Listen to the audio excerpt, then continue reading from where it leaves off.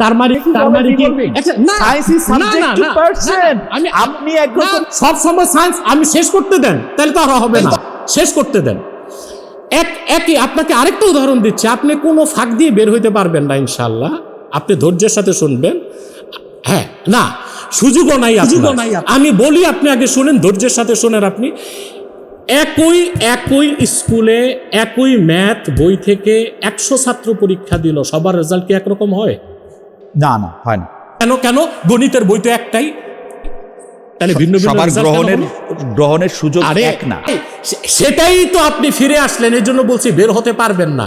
কোরআন শরীফ বুঝার মতো জ্ঞান সবার সমান না। চার ইমামের মধ্যে একজনের বেশি, 3 জনের কম, এটা আপনি কিভাবে বুঝলেন? হ্যাঁ, যেমন আপনি যে আমাকে হানাফি হইতে বললেন, আপনি কেমনে বুঝলেন? হাউ আই ক্যান চুজ ইট?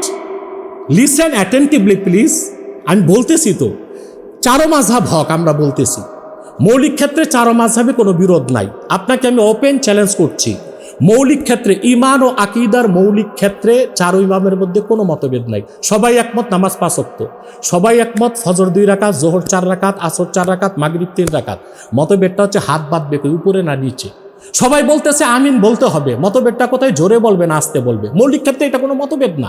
সবাই বলতেছে অজুর 4টা ফরজ, কোনো একজন ইমাম বলে নাই 3টা ফরজ। সবাই বলতেছে অজু করতে পানি লাগবে। মতবিরোধটা কোথায়? শাখা প্রশাখাগত বিষয়ে। এখানে হচ্ছে ইজতিহাদ, কাটটা সঠিক কাটটা ভুল। এখন ইসলাম এটা বাধ্য করা হয় নাই। কোনো হানাফি বলে না যে শাফিগণ বাতিল, তাকে হানাফি মাযহাব গ্রহণ করতে বাধ্য করা হয় না। সমস্ত উম্মত একমত, চারো মাযহাব হক এবং সত্যের উপর প্রতিষ্ঠিত। এখন যদি শ্রেষ্ঠত্বের প্রশ্ন আসে, তাহলে মাযহাব হানাফিয়াকে বলতে হবে, কারণ বয়সের দিক দিয়ে 4 ইমামের মধ্যে সবার মুরব্বী ইমাম আজম আবু হানিফা রহমতুল্লাহ। 80 হিজরিতে তার জন্ম, এবং তিনি আল্লাহ রসুল সাল্লাল্লাহু আলাইহি ওয়াসাল্লামের 4 জন সাহাবীর সাক্ষাৎ লাভ করেছেন, 1200 তাবিঈনের সংস্পর্শে যে হাদিস এবং ফিকহ শিখেছেন। তারপর সমসাময়িক হচ্ছে ইমাম মালিক, তারপরে হচ্ছে ইমাম শাফি, তারপর হচ্ছে সর্বকনিষ্ঠ ইমাম আহমদ বিন হাম্বল। এখানেই তো বোঝা যাচ্ছে যিনি সিনিয়র তার বুঝটা একটু বেশি ভালো হবে, এক্সপান্ডেড হবে। সিনিয়রিটি জুনিয়রিটিরও তো বিষয় আছে। তারপরও চূড়ান্ত মত, আমি শেষ করতে দেন। তারপরও চূড়ান্ত মত হচ্ছে ইমাম আজম বলে দিয়েছেন যে ইজা সাহহাল হাদিসু ফাহুয়া মাযহাবি। মতবিরোধের ক্ষেত্রে যখন সহিহ হাদিস পাওয়া যাবে, সেটাই আমাদের মাযহাব, সেটাই আমাদের মত, তখন আর মতবিরোধের কোনো সুযোগ নাই। এবার আসেন আপনি ইমাম মালিক আর ইমাম শাফির কথা বলেছেন, আবু হানিফার কথা বলেছেন, শাস্তি দ্বীনের কোনো মৌলিক বিষয় বিরোধের কারণে হয় নাই, তারা ছিল রাজনৈতিক আক্রোশের শিকার। ইমাম আজম আবু হানিফা রহমতুল্লাহি আলাইহি, তিনি বাদশাহ, যিনি আব্বাসী খলিফা ছিলেন, তার কিছু কাজকর্মে অসন্তুষ্ট ছিলেন, সেজন্য তিনি কাজিউল কুজাত, চিফ জাস্টিসের পদ নেন নাই স্বেচ্ছায়। এর মানে এই না যে তিনি শরিয়া আইনের বিরুদ্ধে ছিলেন। আর বাদশার হুকুম মানেন নাই বলে ইমাম আজমকে কারাবরণ করতে হয়েছে।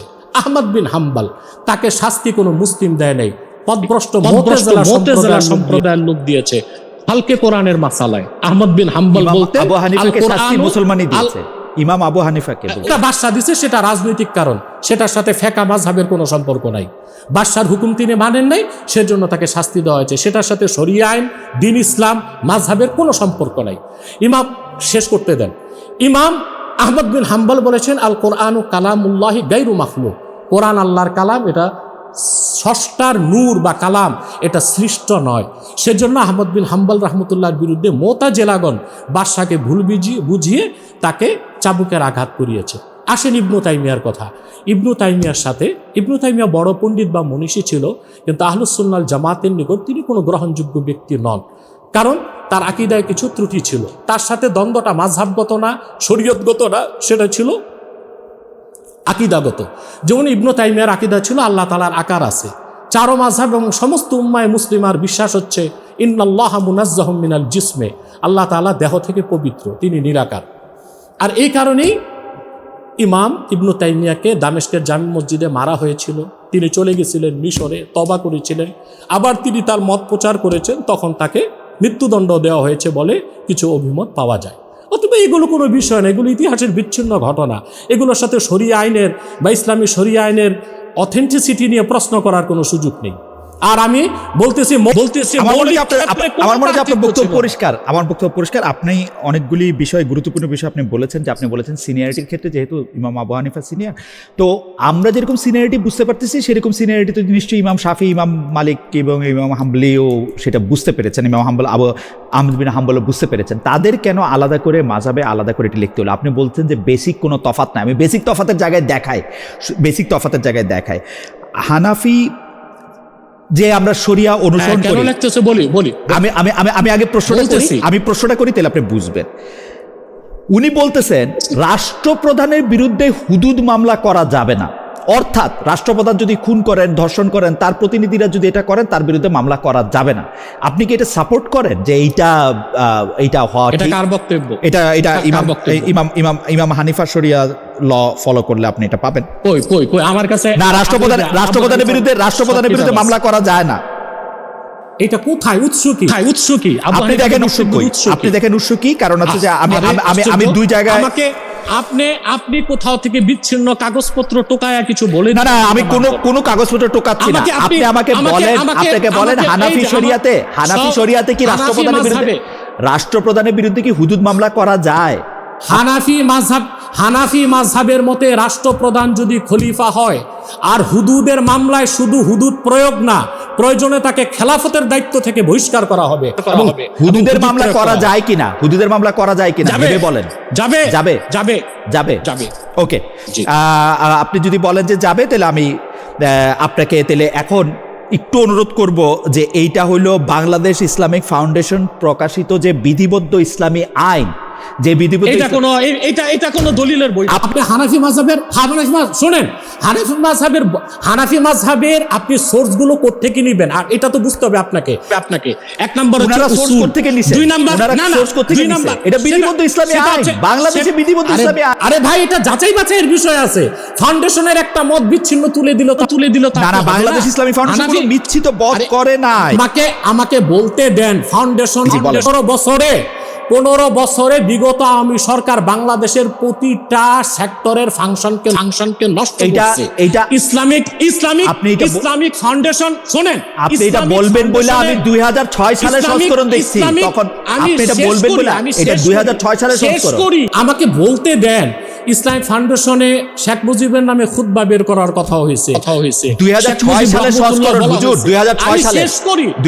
শেষ করি, আমাকে বলতে দেন। 2006 সালে যারা ছিল তখন তাদের মধ্যেও কি তো সামতকারী থাকতে পারে?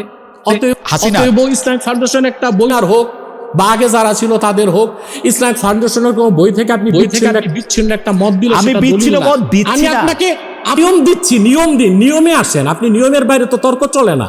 হানাফি মাযহাবের কোনো বক্তব্যের জন্য অথেন্টিক সোর্স হচ্ছে 3টা স্তরের কিতাব।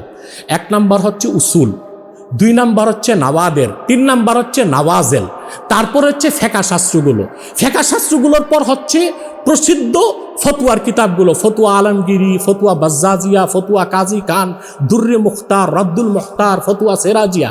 এগুলোর বাইরে যে কেউ একটা বই লিখলো, ওখান থেকে একটা মত আপনি দিয়ে দিলেন, আপনি যতগুলি বলতেছেন প্রত্যেকটা সংকলন আমি সবগুলো শেষ করি, তারপর আপনি বলেন। ইমাম আবু হানিফা রাহমাতুল্লাহর প্রতিটা কথা মানতে হানাফিগণ বাধ্য নয়, এটা হচ্ছে প্রথম কথা। আমি শেষ করি। হানাফি মাযহাবে মাসালা মানার উসুল আছে। হানাফি মানার মানে এই না আবু হানিফা যা বলছে তা মেনে নেওয়া। তার মানে হচ্ছে হানাফি একটা মাযহাব। ইমাম আজম আবু হানিফা রহমতুল্লাহ এই মাযহাবে মাসালা বিশ্লেষণ করার উসুল বা মূলনীতি ব্যাখ্যা করছেন।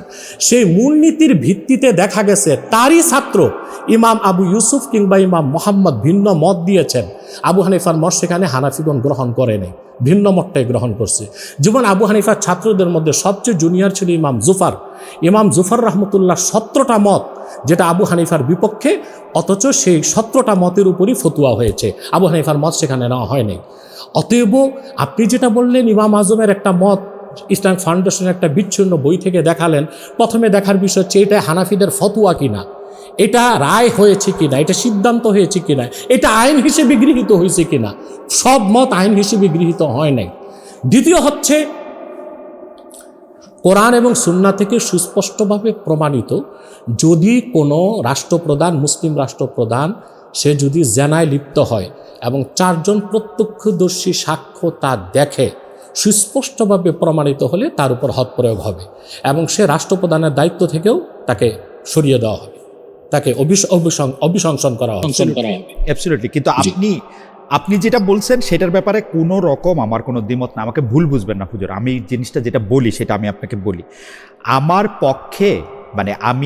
পক্ষে যেটা সম্ভব হয়েছে সবচেয়ে প্রামাণ্য হিসাবে আমি এগুলির সংকলনগুলি দেখতে চেষ্টা করছি, এগুলি কোথায় কোনটা। এখন আমি যেহেতু আরবি পড়ে বুঝি না, তখন আমার ক্ষেত্রে অপশন ছিল হচ্ছে 2টা। এক হচ্ছে হানাফি আইনটা যেটা আছে, হানাফি আইন বলে সেইটার ইংরেজি অনুবাদ দেখা, সেটার ইংরেজি অনুবাদ দেখা।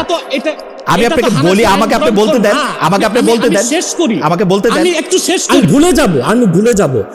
আপনি ইসলামিক ফাউন্ডেশন থেকে একটা বইকে হানাফি আইন শাস্ত্র বলতে পারেন না। না, আমি হানাফি আইন শাস্ত্র বলতেছি না, তো আপনি আমার কথা বুঝতে পারতেছেন না। আপনি আমাকে আমার কথা বোঝেন, আপনি আমাকে কথা বোঝেন। আমার কাছে অপশন ছিল হচ্ছে হয় ইংরেজি অনুবাদে এইটা পড়া অথবা বাংলাদেশের। এখন আমি কি দেখলাম, বাংলাদেশ ইসলামিক ফাউন্ডেশন, আমি বলি আমাকে একটু শেষ করতে দেন 1 মিনিট। বাংলাদেশ ইসলামিক ফাউন্ডেশন এইরকম একটা সকল আপনি যেগুলি নাম বলছেন, ফতোয়া আলমগীরি তো 1860 সালের, 1762 সালের, এই 300 বছর আগে। আমি দেখছি ওরা সবগুলির বিবেচনা করছে, শাহ আব্দুল হান্নান সাহেবকে এটা বানাইছে, বানানোর পর বিধিবদ্ধ ইসলামী আইন নামে কয়েক খণ্ডের একটা বই বাইর করছে। 1 2 তারপরও আমার সন্দেহ হয়েছে এটা কি হইতে পারে, সেই জন্য আমি হানাফি আইনও দেখছি। এইটার পৃষ্ঠা 188-তে আছে, হানাফি আইন পৃষ্ঠা 188-তে আছে, রাষ্ট্রপ্রধানের বিরুদ্ধে হুদুদ মামলা করা যাবে না। আপনি এটা চেক করে দেখতে পারেন, চেক করতে হবে না, কিন্তু ব্যাখ্যাটা তো বুঝেন নাই আপনি। আমি ব্যাখ্যাটা আবার বুঝান। জি, আমি বুঝাই দিচ্ছি। ইসলামী রাষ্ট্রে যিনি রাষ্ট্রপ্রধান তিনি হচ্ছেন চিফ এক্সিকিউটিভ। অতএব রাষ্ট্রপ্রধান রেখে তার উপর হদ প্রয়োগ করা যাবে না, এটা তো ঠিক আছে। যদি সে শাস্তির উপযুক্ত হয়, আগে রাষ্ট্রপ্রধান থেকে খেলাফতের মানসাব থেকে তাকে সরাতে হবে, তারপর শাস্তি প্রয়োগ করতে হবে। কে এটা বিচার করবে? এটা হচ্ছে বিচার করবে যে আদালত বিচার করবে, শরিয়া আদালত বিচার করবে। আগে তাকে অভিযুক্ত করার পর তাকে সরাতে হবে দায়িত্ব থেকে, তারপর তার উপর হদ প্রয়োগ হবে। এর মানে এই নয় যে রাষ্ট্রপ্রধান অপরাধ করবে, ইচ্ছা মতো জানাবে বিচার করবে আর তার উপর হদ প্রয়োগ হবে না, এটা বোঝানো হয় নাই। এবার আপনাকে আমি যেটা বলতে চাইছি, আপনারা যারা জেনারেল শিক্ষিত, মৌলিকভাবে আরবি কিতাবাদির জ্ঞান রাখেন না, আপনাদেরকে যেতে হবে অথেন্টিক সোর্সে। আপনি যদি হানাফি আইন বুঝতে চান, আপনাকে হেদায়া কিতাব পড়তে হবে, এটা 1000 বছর আগে লেখা।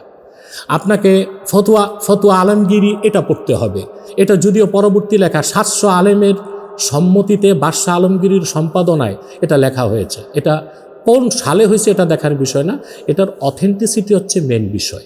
আপনাকে ফতোয়া কাজী খান দেখতে হবে, ফতোয়া বাজদাদিয়া। আপনি ফতোয়া আলমগীরের কথা বলছিলেন তো, সেইটার ক্ষেত্রে আমি বলি ফতোয়া আলমগীরি জি শেষ করলে আমি বলি আমি তো জবাব আপনাকে দিয়ে দিছি। রাষ্ট্রপ্রধানের উপর হদ প্রয়োগ করা যাবে না কোন অর্থে? যতক্ষণ সে মানসাবুল খেলাফার দায়িত্বে থাকবে, হদ প্রয়োগ করা যাবে না। যদি সাক্ষী প্রমাণে সে অপরাধী প্রমাণিত হয়, তাকে দায়িত্ব থেকে অপসারণ করার পর হদ প্রয়োগ করা হবে। ওকে, এটা হচ্ছে বিষয়। এই বিষয়টা যদি ফাউন্ডেশনের কিতাবে, এইটা যদি ফাউন্ডেশনের কিতাবে থাকে, বাস, এখানে তো কোনো বিরোধ নেই, এটা তো বুঝার বিষয়। ফতোয়া আলমগীরি প্রসঙ্গে আমি শুধু এই কথা, উসুলটা হচ্ছে যে মানসাবে খেলাফত থেকে অভিযুক্ত রাষ্ট্রপ্রধানকে সরানো হবে, নতুন খলিফা নিয়োগ করা হবে, তারপর তার উপর হুদুদ কায়েম করা হবে। আর আপনাকে যে বিষয়টা ফাউন্ডেশনের ব্যাপারে বলতেছি, যে সেখানে এটা বাতিল করে দিলেন, কারণ এটার আরো একটা জিনিস আছে। আপনি তো রাষ্ট্রপ্রধানকে ক্ষমতা থেকে সরাইতে বলতেছেন, কিন্তু হানাফি আইনটা আমি যতটুকু বুঝছি আমি বলি, হানাফি আইনটা হচ্ছে এরকম, শুধু রাষ্ট্রপ্রধান না, রাষ্ট্রপ্রধান বা তার প্রতিনিধি কাউকে যদি বাধ্য করে কোনো নারীকে ধর্ষণ করতে, তবে ধর্ষণকারী শাস্তি পাবে না। এইটা শুধু আজকে আমি নতুন বলতেছি, ব্যাপারটা এরকম না। পৃথিবীতে যেই সব দেশে এই আড়াল নেওয়া হয়েছে যে আমি এটা করলে আমার পাপ হবে না, আল্লাহ আমাকে কোনো ক্ষমা দেবে না, এই ব্যবহার করা হয়েছে, এটা আমি আজকে নতুন বলতেছি, ব্যাপারটা এটা না। বলেন ইতিহাস বলেন, দলিল দেন। আরে দলিল তো এটা তো আমি এটা তো আপনাকে হচ্ছে বলি, শরিয়া যখন সংশয়বাদী যারা, হ্যাঁ? ওই সংশয়বাদী না, ইউরোপ, সংশয়বাদী না, আমেরিকা, সংশয়বাদী না। ইউরোপ আমেরিকার বিকৃত ঐতিহাসিকদের মত। আপনি বলেন না, আমেরিকাতে আপনি ইসলামী সালতানাত, ইসলামী খেলাফতে কোন সালতানাতের খেলাফত নাই, এক্সিস্ট করে না। সালতানাতের খেলাফত আমি কই পাবো? সেটাই জানেন না আপনি, সেটাই জানেন না। আছে কিনা নাই সেটা পরের বিষয়। এখন কি সালতানাত আছে? আছে কিনা নাই সেটা ইসলামী পরের সালতানাত বিষয়। আছে? সেটা পরের বিষয়, সেটা পরের বিষয়। তো আমি ইসলামী সালতানাত খেলাফত থেকে কোথায় উদাহরণ দিব? সেটা কোথায় উদাহরণ দিব? প্রয়োগ আছে কিনা, তা আপনি কাটটা উদাহরণ দিবেন? আমি উদাহরণ দিব হচ্ছে বিভিন্ন জায়গায় যখন সরকারি কোনো বাহিনী গিয়ে কোনো কওমের উপর অত্যাচার করছে, কইরা তারপরে তারা বলছে যে আমি রাষ্ট্রপ্রধানের পক্ষ থেকে আসছি, রাষ্ট্রীয় বাহিনী থেকে আসছি, সেজন্য আমার কোনো পাপ হবে না। না, এটা কোনো খলিফার লোক করে নাই। খলিফা কেন করবে? খলিফা কেন করবে? এখন তো খলিফা নাই। কে করছে? ইসলামিক রাষ্ট্র নাই এখন কে করছে? এটা বলেন। ইসলামিক রাষ্ট্র নাই, এটা বলেন। ইসলামিক রাষ্ট্র নাই। এটা করছে, এটা 71 সালে করছে পাক বাহিনী বাংলাদেশে। এক্স্যাক্টলি তারা করছে কিনা? তো তাদের সাথে ইসলামের সম্পর্ক নাই, তাদের সাথে ইসলামের তারা ইসলামের নামে এটা করছে, এটা সুযোগটা থাইকা যাইতেছে এই শরীয়তটা। আপনি বলবেন কোন ইসলামের নাম? আচ্ছা ঠিক আছে, বাংলাদেশকে চিন্তা করবেন কেন? তারা কি পাকিস্তান রাষ্ট্র প্রতিষ্ঠার পরে, আমি আপনাকে বলি, পাকিস্তানিরা কি করছে সেটা কোনো দলিল না। আপনাদের এই যে যারা স্বাধীনতার চেতনায় বিশ্বাসী, আপনাদের চোখের চশমাটা চেঞ্জ করতে হবে। তার কারণ হচ্ছে 47 সালে দেশ বিভক্তির পরে জিন্নাহ সাহেব নেতৃত্বে আসলেন। জিন্নাহ সাহেব নিজে ছিল পারসি, সে ইসলামকে বিশ্বাস করতো না। আইয়ুব খান, সে ছিল একেবারে দুনিয়াদার, সেকুলার। ভুট্টো ছিল সেকুলার, অতএব লিয়াকত আলী খান ছিল সেকুলার। তারা কোন বাহিনী পাঠালো আর তারা এসে নির্যাতন করলো, ইসলামের নাম দিবে, আপনি সেটা কেন মেনে নেবেন? আমি বলি তাদের সাথে ইসলামের কোনো সম্পর্কই নাই। আপনি এটা দেখবেন, শরিয়া আইনে বিশ্বাসীরা সুদীর্ঘ 1922 সাল পর্যন্ত পৃথিবীতে শরিয়া আইনে বিশ্ব শাসিত হয়েছে খেলাফতে ওসমানিয়ার মাধ্যমে। খেলাফতের সময় শরিয়া আইনকে যারা বিশ্বে প্রয়োগ করেছে, তাদের সময় এই রকম অনাচার অত্যাচার হয়েছে কিনা, যে মুসলিমরা যে বিজিত এলাকায় ধর্ষণ করেছে এবং বলেছে এটা কোনো পাপ না, তারা শাস্তির আওতায় হবে না, এরকম এক লাইন কোনো ইতিহাসের বই থেকে আপনি দেখাতে পারবেন? আমার কাছে মনে হয় যে ঠিক আছে, আপনি খেলাফত ওসমানিয়ার কথা বলতেছেন, সেইখানে আমি একটু বলি। শুধু ওসমানিয়া না, আমি বললাম খেলাফত, আপনি বলছেন 1922 সাল পর্যন্ত। 1922 সাল পর্যন্ত। দেখেন, আরেকটা কথা মনে রাখবেন, শরীয়তে ইসলামী আইন শাস্ত্রে কোরআন সুন্নাহর বিধানে কোনো ব্যক্তি আইনের ঊর্ধ্বে নয়। হযরত ওমর ফারুক রাদিয়াল্লাহু তাআলা আনহু নিজের সন্তানকে চাবুকাঘাত করছেন, তার সন্তানকে তিনি অপরাধ থেকে মুক্ত করেন নাই। রাসূলুল্লাহ আলাইহি ওয়াসাল্লামের জামানায় সহিহ বুখারী ও মুসলিমের হাদিস, কুরাইশ বংশের সম্ভ্রান্ত মহিলা চুরির অপরাধে দণ্ডিত হয়েছে। রাসূলুল্লাহ সাল্লাল্লাহু আলাইহি ওয়াসাল্লামের কাছে রিকোয়েস্ট করা হয়েছে তাকে শাস্তি মওকুফ করা যায় কিনা। আল্লাহ রাসূল সাল্লাল্লাহু আলাইহি ওয়াসাল্লাম বলেছেন, লাউ আন্না ফাতিমাতা বিনতা মুহাম্মাদিন সাল্লাল্লাহু আলাইহি ওয়াসাল্লাম সারাকাত লাকাতাতু ইয়াদাহা, যদি আমার মেয়ে ফাতেমাও চুরি করত, আমি তার হাত কেটে দেব। অতএব কোন খলিফারা মানুষ, যারা শরিয়া স্টেট পরিচালনা করবে তারা মানুষ, তাদের কোনো ভুলভ্রান্তি সেটা আমাদের জন্য অনুসরণীয় নয়, অনুকরণীয় নয়।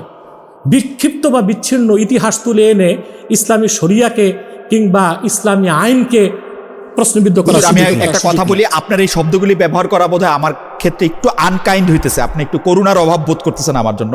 কারণ হচ্ছে যে আমি বিক্ষিপ্তভাবে ব্যবহার করতেছি না, সেটা আপনি সবচেয়ে ভালো জানেন। ঠিক আছে, আমি অন্য একটা কথা বলি, সেইটা হচ্ছে যে আপনি যেহেতু ওসমানীয় খেলাফতের কথা আপনি বলতেছিলেন 1922 সাল পর্যন্ত, তাহলে কি আপনি 1839 সালে এই ওসমানীয় খলিফারা যে জিজিয়া করের আইন, দাস প্রথার আইন, এগুলি উচ্ছেদ করে দিয়েছিলেন, সেটাকে সমর্থন করেন যে না, অমুসলমানদের এখন আর জিজিয়া দরকার নাই, দাস প্রথা এখন আর এক্সিস্ট করে না? উসমানীয়রা যখন ইসলামী শরিয়া আইন থেকে ধীরে ধীরে সরে গেল, পশ্চিমাদের সংস্কৃতি, সভ্যতা, আপনি তো এই মাত্র 1922 সাল পর্যন্তের কথা বললেন, আমি শেষ করি। আমি আগেই বলেছি, কোনো ব্যক্তি, কোনো শাসক গোষ্ঠী, তা দিয়ে শরিয়া আইনকে মাপা যাবে না। তাদের ভুলটা ভুল বলেই আমাদের মানতে হবে, সেটা শরিয়া মানার ক্ষেত্রে মানদণ্ড নয়। আমি বলতেছি, দাস প্রথা তারা যেটা বাতিল করেছে, কিংবা জিজিয়া কর মওকুফের কথা বলেছে, দাস প্রথা, জিজিয়া, এসব ক্ষেত্রে ইসলামের পক্ষ থেকে এখতিয়ার দেয়া আছে সংকোচন সম্প্রসারণের। তারা সিচুয়েশনের দিক দৃষ্টি করে দাসপ্রথাটাকে নিষিদ্ধ করে নেয়, হারাম বলতে পারবে না, নিরুৎসাহিত করেছে। নিষিদ্ধ করার অধিকার কারণে নিরুৎসাহিত করা আরেক বিষয়। ইসলামেও তো দাসপ্রথাকে নিষিদ্ধ করা হয় নাই, নিরুৎসাহিত করা হয়েছে। দ্বিতীয়, তাদের কোনো কাজ যদি শরিয়া আইনের খেলাফ হয় সেটা অনুকরণীয় নয়, সেটা আমাদের দলিল নয়। তাদের দ্বারা অনেক ভুলভ্রান্তি ছিল না, তাদের ভুলের কারণেই তো তারা খেলাফত উসমানিয়াকে হারিয়েছে।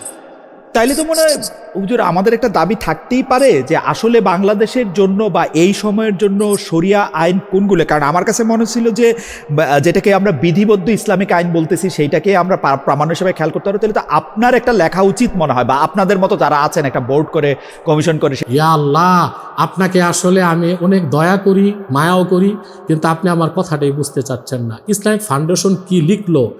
ইসলামী শরিয়া আইন ইসলামিক ফাউন্ডেশন বা একজন এনায়েতুল্লাহ আব্বাসীর কোনো বই লেখার উপর নির্ভরশীল নয়।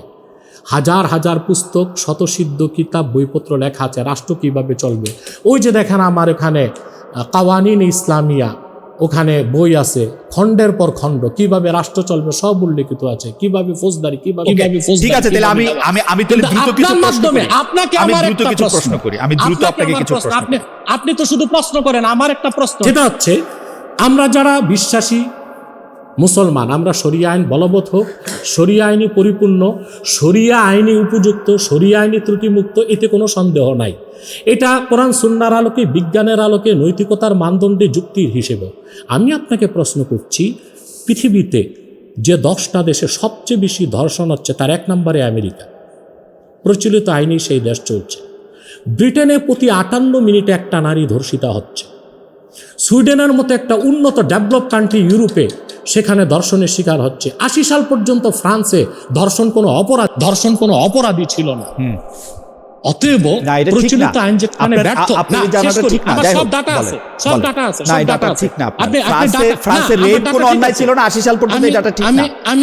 আমি তেমন কোনো অন্যায় ছিল না, মোর পানিশমেন্ট না, লেস পানিশমেন্ট ছিল। আচ্ছা দেখেন, আপনি কথায় আসেন। আপনাকে আমি তথ্য দিয়ে দিচ্ছি, আপনি যদি তথ্যগুলো চান আমি সবগুলো তথ্য। মানে ফ্রান্সে অপরাধ ছিল না রেপ 80 সাল পর্যন্ত? আমি বলি আপনাকে ডাটা দিয়ে দিচ্ছি।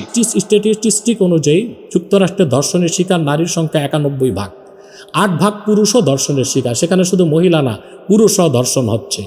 ইউরোপ মহাদেশের মধ্যে সুইডেনে সবচেয়ে বেশি ধর্ষণের ঘটনা ঘটছে, নির্যাতনের ঘটনা 58 ভাগ বেড়েছে। শেষ করি। ন্যাশনাল ক্রাইম রেকর্ড ব্যুরো অনুযায়ী 2012 সালে ভারতে ধর্ষণের অভিযোগ জমা হয়েছে 24,923টি। ধর্ষণের শিকার 100 নারীর মধ্যে 98 জনই আত্মহত্যা করে। প্রতি 22 মিনিটে ভারতে একটি করে ধর্ষণের শিকার হয়। ব্রিটেনে 4 লাখ নারী প্রতি বছর ধর্ষণের শিকার হয়, এবং জার্মানিতে প্রতি বছর 65,07,394টি ধর্ষণের অভিযোগ দায়ের করা হয়। 1980 সাল পর্যন্ত ধর্ষণের মতো ঘটনাকে ফ্রান্সে বড় কোনো অপরাধ বলে ভাবা হতো না। সরকারি গবেষণা, প্রতি বছর এই দেশে ধর্ষণের শিকার হন 75,000 নারী। কানাডা এখন পর্যন্ত ধর্ষণের বিরুদ্ধে লিখিত অভিযোগের সংখ্যা 25,16,958টি। আপনি যদি দেখতে চান, আমি যেই সোর্সগুলো বললাম, ব্যুরো অব জাস্টিস স্ট্যাটিস্টিক্স, তারপরে আপনার আরো যে দুইটা এগুলো আপনি সব দেখবেন। এখন আপনি বক্তব্যটা বলেন। প্রশ্নটা কি? আমার প্রশ্ন হচ্ছে, তো আইন যেখানে ধর্ষণের বিচারে ব্যর্থ, সেখানে শরিয়া আইনে অন্তত ধর্ষণের বিচারটা হোক। আপনাদের আপত্তি কোথায়? আপনারা যে প্রচলিত আইনে, আপনারা আরেকটা তো মজার বিষয় আছে। আপনি আমাকে প্রশ্নটা করেন এবং দুইটা প্রশ্ন করার সুযোগ দেন। দুইটা প্রশ্ন করার সুযোগ দেন। আপনার কাগজ, আপনি ডয়েচে বেলেতে 2018 27 অক্টোবর আপনার চ্যানেল থেকেই প্রচারিত 2018 27 অক্টোবর আমি ডয়েচে বেলেতে ছিলাম না। ছিলেন না, কিন্তু এটা আগে ছিলেন আপনি। 2018 27 অক্টোবর ছিলাম না, মানে আমার কাগজ না। একটা বিশ্বমাপের চ্যানেল তো। জি সেখানে আসছে বিশ্বের, ব্রিটেনের ইন্টারন্যাশনাল বিজনেস টাইমসের সেখানে তথ্য তুলে ধরা হয়েছে যে দক্ষিণ আফ্রিকায় প্রতি 3 মিনিটে একটি শিশুকে ধর্ষণ করা হয়। Trade union solidarity helping hand এর করা জরিপ এটা বলেছে। ভারতে Asian centre for human rights, আমি বুঝছি, আপনি আবার প্রশ্নটা করেন। ডেটা দিয়ে তো সমস্যা হচ্ছে, প্রশ্নটা করেন। ঠিক আছে, এখন আমার প্রশ্ন হচ্ছে, প্রচলিত আইন তো খুবই ত্রুটিপূর্ণ এবং এখানে ইনজাস্টিস 100% হতে পারে। যেমন আপনারা শরিয়া আইনে হচ্ছে 4 জন প্রত্যক্ষদর্শী সাক্ষ্য দেখবে, তারপরে বিচার কার্যকর হবে, কিন্তু আপনাদের এখানে সাক্ষ্য প্রমাণ সব কিছুর বালাই নেই, মূল আপনারা হচ্ছে ডিএনএ টেস্ট করেন। এখন ডিএনএ টেস্টের মাধ্যমে কি আসলেই ধর্ষকের উপযুক্ত বিচার হতে পারে, বা ধর্ষিতা কি জাস্টিস পেতে পারে? 4 জন পূর্ণবয়স্ক মানুষের সামনে ধর্ষণ হবে? ওটা পরের কথা, আগে আমার কথা বলেন। 4 জন পূর্ণবয়স্ক মানুষের সামনে ধর্ষণ হবে? আমার প্রশ্ন না নিয়ে আমি আপনারটা নিব কেন? মানে আপনার প্রশ্ন সেটা তো আপনাকে ব্যাখ্যা দিব, প্রশ্ন কি বলেন? প্রশ্ন করতে দেন। প্রশ্ন বলেন। ডিএনএ যেটা এটা তো আপনি জানেন ডিঅক্সি রাইবোনিউক্লিক অ্যাসিড, এখানে জিনের সিমিলারিটি দেখা হয়, বাবা মা সন্তানের জিনের সিমিলারিটির মাধ্যমে এতটুকু নির্ধারণ হয় যে পারিবারিক সম্পর্ক কী। এখন একজন পুরুষ একজন মহিলা সম্মতির ভিত্তিতে ফিজিক্যাল রিলেশন করলো, ডিএনএ টেস্টে তো তা পাওয়া গেল, কিন্তু প্রচলিত আইনে ছেলে মেয়ে রাজি থাকলে এটা কোনো ধর্ষণ নয়, অপরাধ নয়। কিন্তু ফিজিক্যাল রিলেশনের পরে যদি মেয়েটি বলে আমাকে জোর করে করা হয়েছে, আপনার ডিএনএ টেস্ট কি পারবে ডিটেক্ট করে দিতে যে আসলে জোর করে না সম্মতির ভিত্তিতে হয়েছে? অথচ আপনার ডিএনএ আমি শেষ করি টেস্টের ভিত্তিতে আপনি রায় কার্যকর করে দিচ্ছেন, এটা কি ইনজাস্টিস নয়? 2, ছেলেরাই মেয়েদেরকে ধর্ষণ করে না, মেয়েরাও ছেলেদেরকে ধর্ষণ করতে পারে। আমেরিকায় ধর্ষণের ঘটনায় 8% ছেলেরা ধর্ষণের শিকার হচ্ছে। এখন ছেলে ধর্ষণ করলো কি মেয়ে ধর্ষণ করলো, এটা ডিএনএ টেস্টের মাধ্যমে ডিটেক্ট করার কোনো সুযোগ নেই। অতএব আপনাদের এই বিচার ব্যবস্থা সম্পূর্ণ ত্রুটিপূর্ণ ভিত্তির উপর দাঁড়িয়ে আছে। এবার আসেন 4 জন প্রত্যক্ষদর্শী সাক্ষী। আমার প্রশ্নটা করতে দেন, আপনি আমাকে প্রশ্নটা করতে দেন।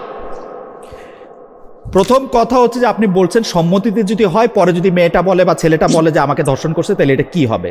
আমি আপনাকে দৃষ্টি আকর্ষণ করতে চাই যে বাচ্চাগুলি যেখানে আক্রান্ত হচ্ছে, ওর তো সম্মতি দেয়া না দেওয়ার কিছু নাই, কিন্তু আপনি যদি এখন আমার প্রশ্নটা শেষ করতে দেন, ওই আইনে বিচার করতে যান, আপনি 4 জন প্রত্যক্ষদর্শী পাবেন যে এই বাচ্চাটার প্রতি বলাৎকার করা হচ্ছে, ও দাঁড়া দাঁড়া দেখছে, এরকম 4 জন?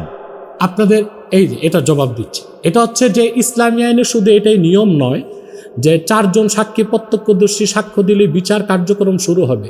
দ্বিতীয় হচ্ছে একরার হচ্ছে স্বীকৃতি, ধর্ষক নিজে স্বীকার করবে আমি ধর্ষণ করেছি। সেখানে সেটা তো পরের কথা। যে কোনো বিচারের এইটা কোনো আইন হইলো? আমি 4 জন লোক এখন পূর্ণবয়স্ক লোক শেষ করতে দেন, আপনি শেষ করতে। পূর্ণবয়স্ক 4 জন প্রাপ্তবয়স্ক সাক্ষ্য যদি নাও পাওয়া যায়, সেখানে হচ্ছে অভিযোগ যদি মেয়ের পক্ষ থেকে দায়ের করা হয়, সেখানে আলামত জব্দ করা হবে এবং সেখানে যে ব্যক্তি ধর্ষণকে অস্বীকার করছে তাকে প্রশ্নের মধ্যে আনা হবে, তাকে জবাবদিহিতার মধ্যে আনা হবে, একসময় সে স্বীকার করবে।